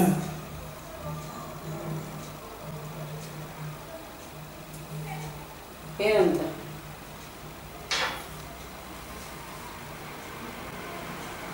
ಜಪ ಮಾಡಲಿಕ್ಕೆ, ಜಪ ಸಾಧನೆ. ನನಗೆ ತಾಕತ್ತಿದ್ದಷ್ಟು ದಿನ ಮಂತ್ರ ಹೇಳ ಅಂತ. ಯಾರಿಗೆ? ಅಜ್ಜನಿಗ? ನನಗೆ ದೇವಿ ದರ್ಶನ ಕೊಡ್ತಾಳೆ, ಜಪ ಮಾಡೋದು ಅಂತ ಹೇಳಿ ಕಟ್ಟಿದ್ದಾರೆ. ಮತ್ತು ಈ ಜೀವದ ಅಂತ್ಯದೊಳಗೆ ಯಾರಿಗಾದ್ರೂ ಇಬ್ಬರಿಗೂ 3 ಜನಿಗೂ ಏನೋ ಉಪದೇಶ ಕೊಡ್ಬೋದು, ಕೊಡಬೇಕಂತ 2. ಅವರು ಕೊಲ್ಲೂರಲ್ಲಿ ಉಡುಪುರ ಮನೆಯಲ್ಲಿ ಮಲಗ್ತಾರೆ. ರಾತ್ರಿ ಮಲಗಿದಾಗ ಏಕಾಂತವಾಸಂ ಏಕಾಂತವಾಸಂ ಅಂತ 2 ಸಲ ಹೇಳತ್ತೆ. ಕೇಳತ್ತವ್ರಿ ಸೌಂಡ್. ಮತ್ತು ಏನು ಆ ಸನ್ಯಾಸಿ ಹೇಳಿದ್ದೆ ಅದೇ ಮಂತ್ರ ಹೇಳ್ತಾ ಇದೆ ಅಂತ ಹೇಳಿಸ್ಕೊಳ್ತಾರೆ. ಕಡೆ ಮತ್ತೆ ಗೊತ್ತು ಜೋರಾಗಿ ಹೇಳುತ್ತೆ ಏಕಾಂತವಾಸಂ ಅಂತ. ಹಾಗಾದರೆ ಇವರು ಅಂದ್ಕೊಂಡೇಳಿ ಅಲ್ಲಿ ಹೊಳೆ ಬದಿಲಿ ಒಂದು ಗಣೇಶ ಗುಡಿ ಇದೆ ಇಲ್ಲಿ ಕೊಲ್ಲೂರಿನಲ್ಲಿ. ಕಡೆ ರಾತ್ರಿ 4 ಗಂಟೆಗೆ ಎದ್ಕೊಂಡು ಹೋಗ್ತಾರೆ. ಅಲ್ಲಿ ಹೋಗಿದ್ದು ದೇವಸ್ಥಾನದ ಒಳಗೆ ಕೂತ್ಕೊಂಡು ಗಣೇಶ ಗುಡಿ, ಈಗಿನ ಹಾಗೇನು ಬದ್ಧಾವಸ್ಥೆ ಏನಿಲ್ಲ, ಅಲ್ಲಿ ಜಪ ಮಾಡ್ತಾರೆ. ಅವರಿಗೆ ಬಲಮುರಿ ಗಣೇಶನೇನಲ್ಲ ದೇವಸ್ಥಾನದ ಹೊರಬದಿ? ಹೌದು. ಉಡುಪುರ ಮನೆ ಪಕ್ಕದಲ್ಲಿ ಅದಲ್ವಾ? ಹೊಳೆ ಬದಿ ಅಲ್ಲ. ಕಡೆಯಲ್ಲಿ ಕೂತ್ಕೊಂಡು ಜಪ ಮಾಡೋ ಬೆಳಕು ತೋರುತ್ತೆ. ಬೆಳಕಿನ ಒಳಗೆ ದೇವಿಯ ಇಡೀ ವಿಗ್ರಹ ತೋರುತ್ತೆ. ಅದರಲ್ಲಿ ಒಂದು ಬಟ್ಟೆ ತೆಳುವು ಬಟ್ಟೆ ಹೊರಗೆ ಕೈ ಅಂತ ತೋರುತ್ತೆ ಕ್ಲೀನಾಗಿ.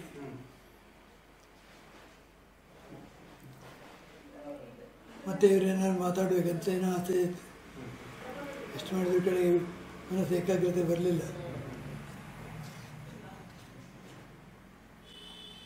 ಅಷ್ಟೇ. ಇವರಿಗಲ್ಲ, ಇವರ ಅಪ್ಪಯ್ಯನಿಗೆ, ಅಜ್ಜನಿಗೆ. ಹೌದಾ? ಇಲ್ಲ ಅಜಿತ್ತ, ನಿಮ್ಗೆ ಅಪ್ಪಯ್ಯ ಅಜ್ಜಯ್ಯ ನಿಮಗೂ ಕೊಟ್ಟಿದ್ರ ಆ ಮಂತ್ರ? ಕೊಟ್ಟಿದ್ರಾ? ಕೊಟ್ಟಿದ್ದಾರೆ, ವಾಸುದೇವನಿಗೆ ಕೊಟ್ಟಿದ್ದಾರೆ. ತಂದೆಯವರು ಹರಿದ್ವಾರಕ್ಕೆ ಹೋದಾಗ ಅಲ್ಲಿ ಹೀಗೆ ಒಬ್ಬ ಆಧ್ಯಾತ್ಮದ ಬಗ್ಗೆ ಎಲ್ಲ ಮಾತಾಡ್ತಿದ್ದ ಸನ್ಯಾಸಿ. ಇವರು ಕೂತ್ಕೊಂಡು ಕೇಳಿದ್ರಲ್ಲ ಎಂತ ಹೇಳ್ತಾನಂತ. ಆಮೇಲೆ ಇವರನ್ನು ಕರೆದು, ನಿನಗೆ ಕೊಲ್ಲೂರಿನಲ್ಲಿ ಸಿಕ್ಕಿದಾರಲ್ಲ ಸ್ವಾಮಿಗಳು ಹಾ ಹಾ ಅಂತ ಹೌದಾ? ಅವನ್ಯಾರು ಇವರಿಗೆ ಗೊತ್ತಿಲ್ಲ. ನಿನಗೆ ಅವರು 3 ಜನ ಮಂತ್ರ ಕೊಟ್ಟಿದ್ದಾರಲ್ಲ, ನೀನು ಯಾಕೆ ನೀವು ಉಪದೇಶ ಕೊಡಲಿಲ್ಲ ಹೇಳಿ ಜೋರು ಮಾಡ್ತಾರೆ ಅಲ್ಲಿ ಹರಿದ್ವಾರದಲ್ಲಿ. ಅದರ ಹೋದ ಮೇಲೆ ಅವರು ಊರಿಗೆ ಬಂದು ನಮಗೆಲ್ಲ ಉಪದೇಶ ಕೊಟ್ಟದ್ದು. ಹೌದಾ? ಕಡೆ ಹೋದ್ರ ಮೇಲೆ ತಂದೆಯವರು ಇಲ್ಲಿ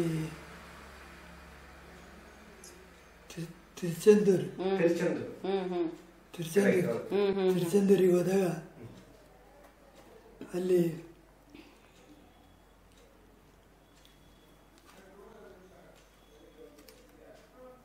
ಒಬ್ಬ ಬಂದು ಅವರನ್ನು ಸಮುದ್ರದ ಒಳಗೆ 7 ದಿವಸ ಕರ್ಕೊಂಡು ಹೋಗ್ತಾರೆ, ಏನು ಹೇಳ್ಬಾರ್ದು ಅಂತ ಹೇಳ್ಕೊಂಡು ದ್ವೀಪದೊಳಗೆ. ಅವರ ಪುಸ್ತಕದಲ್ಲಿ ಇದೆ, ಶಿವಪುರದಿಂದ ಶಿವಗಿರಿ ಆ ಪುಸ್ತಕದಲ್ಲಿ ಇದೆ. ಹೆಚ್ಚೆಲ್ಲ ಪ್ರಾರಬ್ಧಗಳು ಮಾಡಿದ್ರು ನಮ್ಮ ರಾಯ ಅಂತ ತಪ್ಪುದಿಲ್ಲ. ಅದರಿಂದ ಮನುಷ್ಯ ಧರ್ಮ ಮಾರ್ಗ ಬಿಡಬಾರ್ದು. ಇದೇ ಬೇಕಿತ್ತು ಖಂಡಿತ.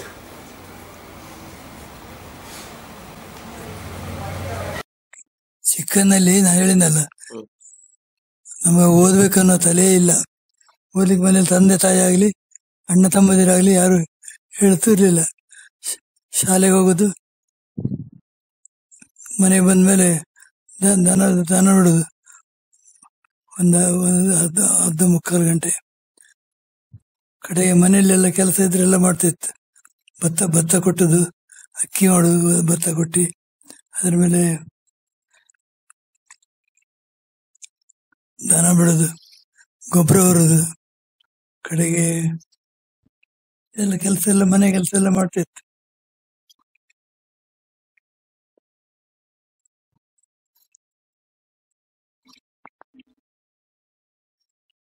ಮೊದಲು ಹೆಬ್ರಿಯಲ್ಲಿ ಕಲ್ತದ್ದೆ, ಶಿವಪುರದಲ್ಲಿ ಮುಳ್ಳಗುಡ್ಡೆ ಅಂತ.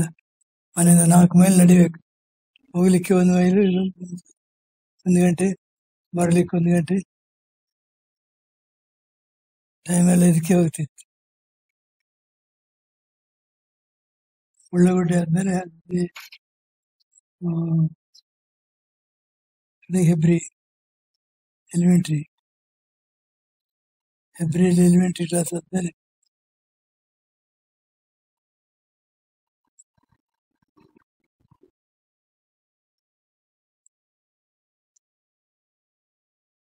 ಉಡುಪಿಯಲ್ಲಿ ಹೈಸ್ಕೂಲ್. ಇವತ್ತು ಫೆಬ್ರವರಿ ಹೈಸ್ಕೂಲ್ ಇರಲಿಲ್ಲ.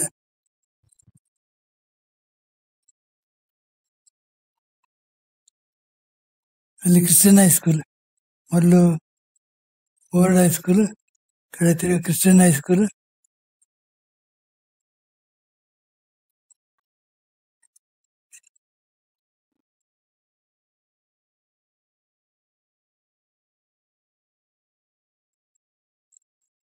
ಹೈಸ್ಕೂಲ್ ಆದ್ಮೇಲೆ ಮತ್ತೆ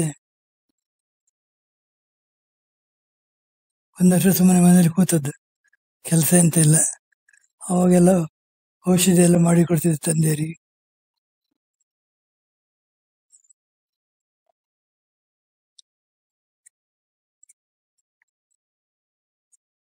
ಅಲ್ಲಿಂದ ಉಡುಪಿಯಲ್ಲಿ ಆಯುರ್ವೇದಿಕ್ ಕಾಲೇಜ್,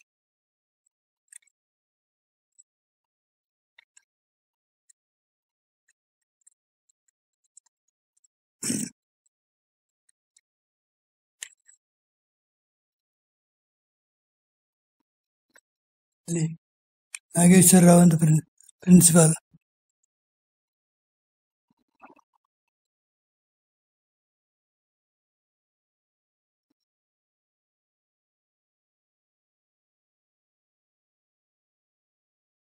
ರಾಮಚಂದ್ರಾಚಾರ್ಯ ಅಂತ ಸಂಸ್ಕೃತ ಹೇಳಿ ಕೊಡ್ತಿದ್ರು.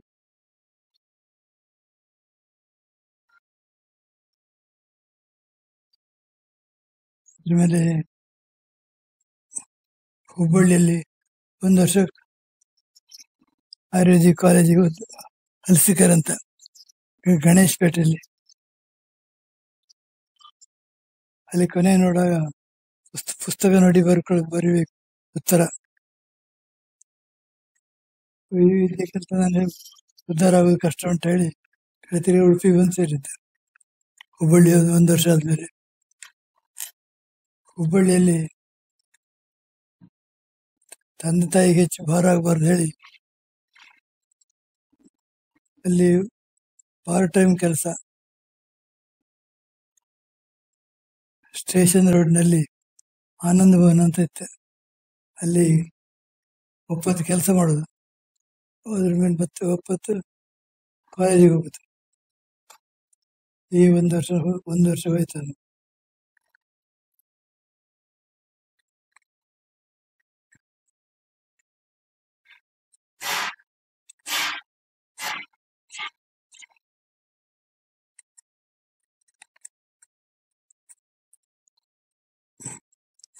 ಕಾಲೇಜಿಗೆ ಹೋಗ್ತಾ ಇದ್ದಾಗ ಉಡುಪಿಯಲ್ಲಿ ಒಂದು ಆಯುರ್ವೇದಿಕ್ ಕಾನ್ಫರೆನ್ಸ್ ಕರೆದು ಅದರಲ್ಲಿ ಭಾಗವಹಿಸಿದ್ದೆ.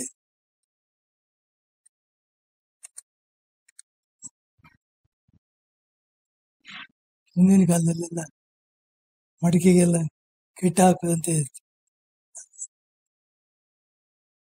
ಅದಕ್ಕೆ ಗೋವಾ ಬೀಜದ ಎಣ್ಣೆ, ಅದಕ್ಕೆ ಮತ್ತೆ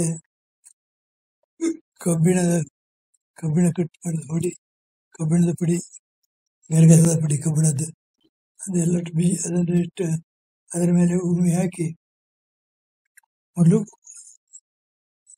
ಮಡಿಕೆ ತುಂಡ ಎಲ್ಲಿ ಹಾಳಾಗಿದೆ ಮಡಿಕೆ ಕಟ್ ಮಾಡಿ ಅದರ ಮೇಲೆ ಕಬ್ಬಿಣದ ಪುಡಿ ಮತ್ತೆ ಗೋವೆ ಬೀಜದ ಎಣ್ಣೆ ಮಿಕ್ಸ್ ಮಾಡಿ ಕುಡಿಸಿಡುದು. ಆ ಹೊಟ್ಟೆಯೆಲ್ಲ ಚೆಡಿಗೆಲ್ಲ ಹಚ್ಚಿ ಅದರ ಮೇಲೆ ಉಮಿ ಹಾಕಿ ಬೆಂಕಿ ಹಾಕೋದು. ಅದು ಒಣದ ಮೇಲೆ ಸುಟ್ಟೋಗ್ಬಾರ್ದಾಗಂತ ಒಣದು ಗಟ್ಟಿ ಆಗ್ತಿತ್ತು. ಅದು ಸಿಮೆಂಟಿನಷ್ಟೇ ಗಟ್ಟಿ ಆಗ್ತಿತ್ತು ಆ ತುಂಡೆಲ್ಲ. ಮತ್ತೆ ಅದೇ ರೀತಿ ಗ್ಲಾಸಿಗೆ ಎಲ್ಲ ಹಾಕ್ಲಿಕ್ಕೆ ಆಗ್ತಿತ್ತು. ಇದೆಲ್ಲ ಹಿಂದಿನವರು ಮಾಡ್ತಿದ್ದ ಕ್ರಮಗಳಂತೆಲ್ಲ ತೋರಿಸಿದ್ದೆ. ಅದ್ರ ಮೇಲೆ ಒಂದು ದೊಡ್ಡ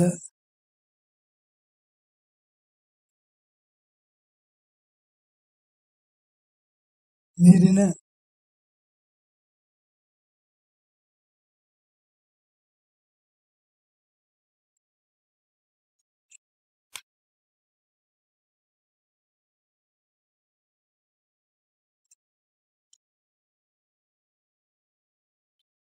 ಟ್ರೈ,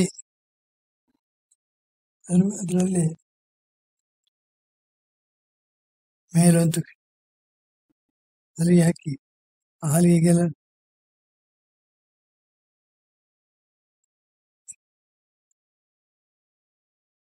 ಕ್ರಿಶ್ಚಿಯನ್ ಕಾಲೇಜ್ ಉಡುಪಿಯಿಂದ ಎಲ್ಲ ಮ್ಯಾಗ್ನೆಟ್ ತಂದು ಅದನ್ನ ಹಲಿಗೆ ಮೇಲೆ ಇಟ್ಟು ಅದಕ್ಕೆಲ್ಲ ಬೋರ್ಡ್ ಬರೋದು ವಾತ ಪಿತ್ತ ಕಫ ಅಂತ.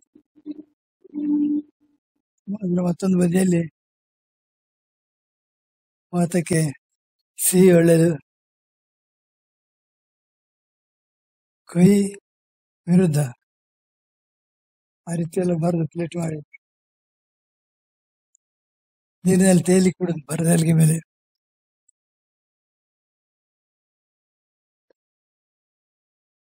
ಅದು ಬರದ್ರಲ್ಲಿ ಆ ತೇಲ್ತಾ ಇದ್ದಕ್ಕೆ ಮ್ಯಾಗ್ನೆಟ್ ಅನ್ನು ಇದಕ್ಕೆ ವಿರುದ್ಧ ಇದಕ್ಕೆ ಒಳ್ಳೇದು, ಕಹಿ ತಿಂದ್ರೆ ವಾತಕ್ಕೆ ಒಳ್ಳೇದಲ್ಲ, ಆದ್ರೆ ಪಿತ್ತಕ್ಕೆ ಒಳ್ಳೇದು. ಹತ್ರ ತಂದು ಇದನ್ನು ಹತ್ರ ತಂದು ಬೂಡ್ತಿತ್ತು, ತಿನ್ನಬಾರ್ದಂತ ಹತ್ರ ಹೇಳ್ಕೊಳ್ತಿತ್ತು. ಇದೆಲ್ಲ ಮಾಡಿ ತೋರಿಸಿದ್ದೆ. ಅದಕ್ಕೆ ನನಗೆ ಗೋಲ್ಡ್ ಮೆಡಲ್ ಕೊಟ್ಟಿದ್ರು. ಗೋಲ್ಡ್ ಮೆಡಲ್ ಚಿನ್ನ ಹಾಕಲಿಲ್ಲ, ಅದು ಬೇಕಾ ನಾನು ದುಡ್ಡು ಕೊಡ್ಬೇಕಂತ ಚಿನ್ನಕ್ಕೆ ನಾನು ಮಾಡಿಸಿಕೊಡ್ತೇನೆ ಅಂದ್ರೆ ಸರ್ಟಿಫಿಕೇಟ್ ಮಾತ್ರ ಗೋಲ್ಡ್ ಮೆಡಲ್ ಇಷ್ಟಂತ ಒಂದು ಸರ್ಟಿಫಿಕೇಟ್ ಸಿಕ್ಕಿತ್ತು.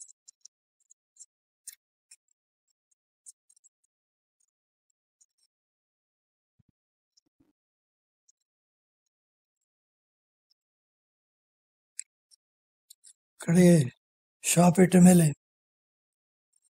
ಅವನ್ನೆಲ್ಲ 4 ಕಡೆಗೆ ಔಷಧಿ ಕೊಡ್ತಿತ್ತು, ಜ್ವರಕ್ಕೆಲ್ಲ 4 ಕಡೆ 25 ಪೈಸೆ. ಜನ ತುಂಬ ಬರ್ತಿದ್ರು. ನನಗೆ ಮಧ್ಯಾಹ್ನ ಊಟಕ್ಕೆ ಬರ್ಲಿಕ್ಕೂ ಪುರ್ಸೊತ್ತಾಗ್ತಿರ್ಲಿಲ್ಲ. ಮನೆಯಿಂದ ಹಾಲು ಬಿಸಿ ಮಾಡಿ ಸಕ್ಕರೆ ಹಾಕಿ ಎಂತ ತಿಳಿದಂತೆ ಕಳಿಸಿದ್ರು ತಮ್ಮ ನಾಗರಾಜ ಅಮ್ಮ ರಥವಿದ್ಯೆಯಲ್ಲಿ. ಅದನ್ನು ಕುಡಿಲಿಕ್ಕೂ ಪುರ್ಸೊತ್ತಾ ಇರಲಿಲ್ಲ. ಕೆಲವು ಸಲ ಹಾಗೆ ವಾಪಸ್ ಹೋಗ್ತಿದ್ದೆ. ಪೇಷಂಟನ್ನು ಬಿಟ್ಟು ಯಾವ ಕೆಲಸ ಮಾಡ್ತಿರ್ಲಿಲ್ಲ.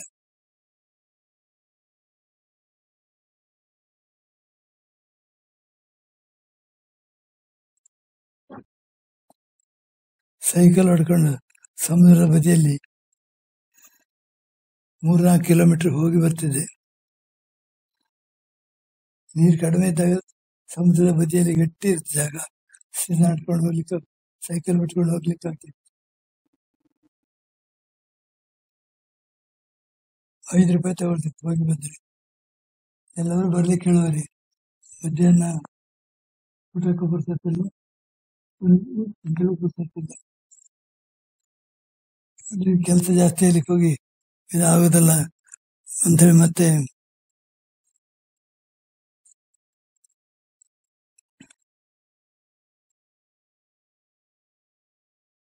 ಸುಬ್ಬಣ್ಣ ಮಂಜರು ಅಂತೇಳಿ ಕೋಟೇಶ್ವರ ಶಾಲೆಯಲ್ಲಿ ಪ್ರಿನ್ಸಿಪಾಲ್ ಆಗಿದ್ರು. ಅವರ ಹೆಂಡತಿಯ ತಂಗಿಯನ್ನೇನ ನಾನು ಕೊಡ್ಬೇಕಂತ ಅಂದ್ಬಿಡಿ, ಹೀಗೆ ಜಾತಕ ಆಗತ್ತೆ, ನೀವು ಮದುವೆ ಮಾಡ್ಕೊಳ್ಬೇಕಂದ್ರೆ. ನನಗೆ ಧನಿಕರನ್ನು ನೋಡಿದ್ರೆ ಆಗೋದಿಲ್ಲ. ನನ್ನ ಹಣ ಅಂತ ಹೇಳೋದು ಮನುಷ್ಯನನ್ನು ಹಾಳು ಮಾಡ್ತದೆ. ಅದಕ್ಕೆ ಹೊರತು ಹೇಗಾರು ತಪ್ಪಿಸಿಕೊಳ್ಬೇಕಲ್ಲ. ಅದಕ್ಕೆ ನಾನು ಯಾರು ಆಯುರ್ವೇದ ಅಲೋಪತಿಯು ಯಾವ್ದಾದ್ರು ಕಲಿತ ಡಾಕ್ಟ್ರನ್ನೇ ಮದುವೆ ಆಗ್ಬೇಕಂತಿದ್ದೇನೆ ಅಂತವ್ರ ಹತ್ರ ಹೇಳಿದೆ. ಹೇಳಿದ ಮೇಲೆ ಹಾಗೆ ನಡಿಬೇಕಲ್ಲ. ಮತ್ತೆ ಅದಕ್ಕೆ ಪೇಪರ್ ಅನೌನ್ಸ್ಮೆಂಟ್ ಕೊಟ್ಟೆ, ಹೀಗೆ ವೈದ್ಯಕೀಯ ವೃತ್ತಿಯಲ್ಲಿ ಪಾಸಾದವರಿದ್ರೆ ನಾನು ಮದುವೆ ಮಾಡ್ಕೊಳ್ತೇನೆ, ನನ್ನ ಡಿಗ್ರಿ ಇಂಥದ್ದಂತ. ಯಾರೂ ಬರಲಿಲ್ಲ. ಇಲ್ಲಿ ಮೈಸೂರಿಂದ ಒಂದು ಪಾರ್ಟಿ ಬಂತೆ, ನೀವು ಇಲ್ಲಿಗೆ ಬಂದು ಆಯ್ಕೊಳ್ಳೋದಾದ್ರೆ ನಾನು ಮದುವೆ ಮಾಡ್ಕೊಳ್ತೇನೆ ಅಂತ. ಮೈಸೂರಿಗೆ ಬರ್ಬೇಕು ನಾನು ಅಂತ. ನಾನು ಹೇಳಿದೆ, ನಮ್ಮ ಪೇಷಂಟ್ ಎಲ್ಲ ಎಲ್ಲಿದ್ದಾರೆ, ನಾನು ಇಲ್ಲಿ ಬಿಟ್ಟು ಹೋದ್ರೆ ಅವರಿಗೆಲ್ಲ ಸತ್ತರೆ ಅದರಿಂದ ಅದೆಲ್ಲ ಆಗೋದಿಲ್ಲ.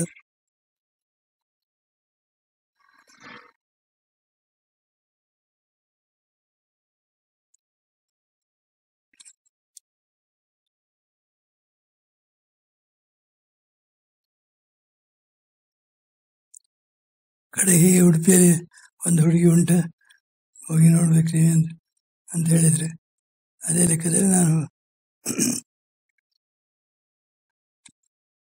ಅಲ್ಲಿಗೆ ಹೋಗಿ ಹುಡುಗಿ ನೋಡಿಕೊಂಡು ನಾನು ಒಪ್ಪಿಗೆ ಕೊಟ್ಟೆ. ಅವಳು ಜಾತಕ ಯಾರಿಗೂ ತೋರಿಸಿದ್ರೆ ಅಲ್ಲಿ, ಅಯ್ಯೋ ಇದು ಆಗುದಿಲ್ಲ ಜಾತಕ ಅಂತ ಆಯ್ತು. ನನಗೆ ಜಾತಕ ನೋಡಿದ್ರು ಒಬ್ರು ಹುಚ್ಚಿಗೆರೆ ಕುಪ್ಪಯ್ಯ ಅಂತಿದ್ರು ಇಲ್ಲಿ, ಅವರು ದೇವಿ ಭಕ್ತರು. ಅವ್ರಿಗೆ ದೇವಿ ಭಕ್ತರು ಶ್ರೀನಿವಾಸರಾವ್ ಅಂತ ಅವ್ರಿಗೆ ಮೇಲೆ ಹೆಸರು. ಡಾಕ್ಟರ್ ನೀವು ಎಲ್ಲಿ ಮದುವೆ ಮಾಡ್ಕೊಳ್ತೀರಾ, ಜಾತಕ ಎಲ್ಲಿ ನೋಡೋ ಕೊಡಿ ಅಂದ್ರೆ. ಅವ್ರಿಗೆ ಕಡೆ ನೋಡ್ಲಿಕ್ಕೆ ಹೋದ್ರೆ ಅವ್ರಿಗೆ ಓದ್ಲಿಕ್ಕೆ ಬರೋದಿಲ್ಲ. ಜಾತಿ ತಗೊಂಡು ದೇವರ ಎದುರಿಟ್ಟು ಕುಂಕುಮ ಎಲ್ಲ ಹಚ್ಚಿ ಇದು ಕೊಡಿ ಅಂದ್ರೆ ಒಂದು 3 ಜಾತಕದಲ್ಲಿ ಒಂದು ಪಾಸ್ ಮಾಡಿದ್ರು. ಅವ್ರ ಮದುವೆ ಆದ್ಮೇಲೆ ಈ ಜಾತಕ ಆಗುದಿಲ್ಲ ಅಂತ.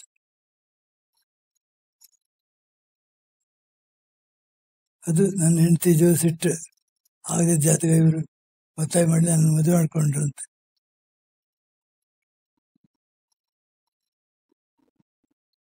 ಕಡೆಯವರೆಗೂ ನನ್ನ ಹತ್ರ ಸಸೂತ್ರ ಮಾತಾಡ್ತಿರ್ಲಿಲ್ಲ. ಒಂದ್ಸಲ ಡಿವೈನ್ ಪಾರ್ಕಿಗೆ ಹೋದಾಗ, ಡಿವೈನ್ ಪಾರ್ಕ್ ಅಂದ್ರೆ ಅವಳಿಗೆ ಆಗುದು, ಅದೆಲ್ಲ ಡೋಯಿಂಗ್ ಅಂತ ಹೇಳುದು.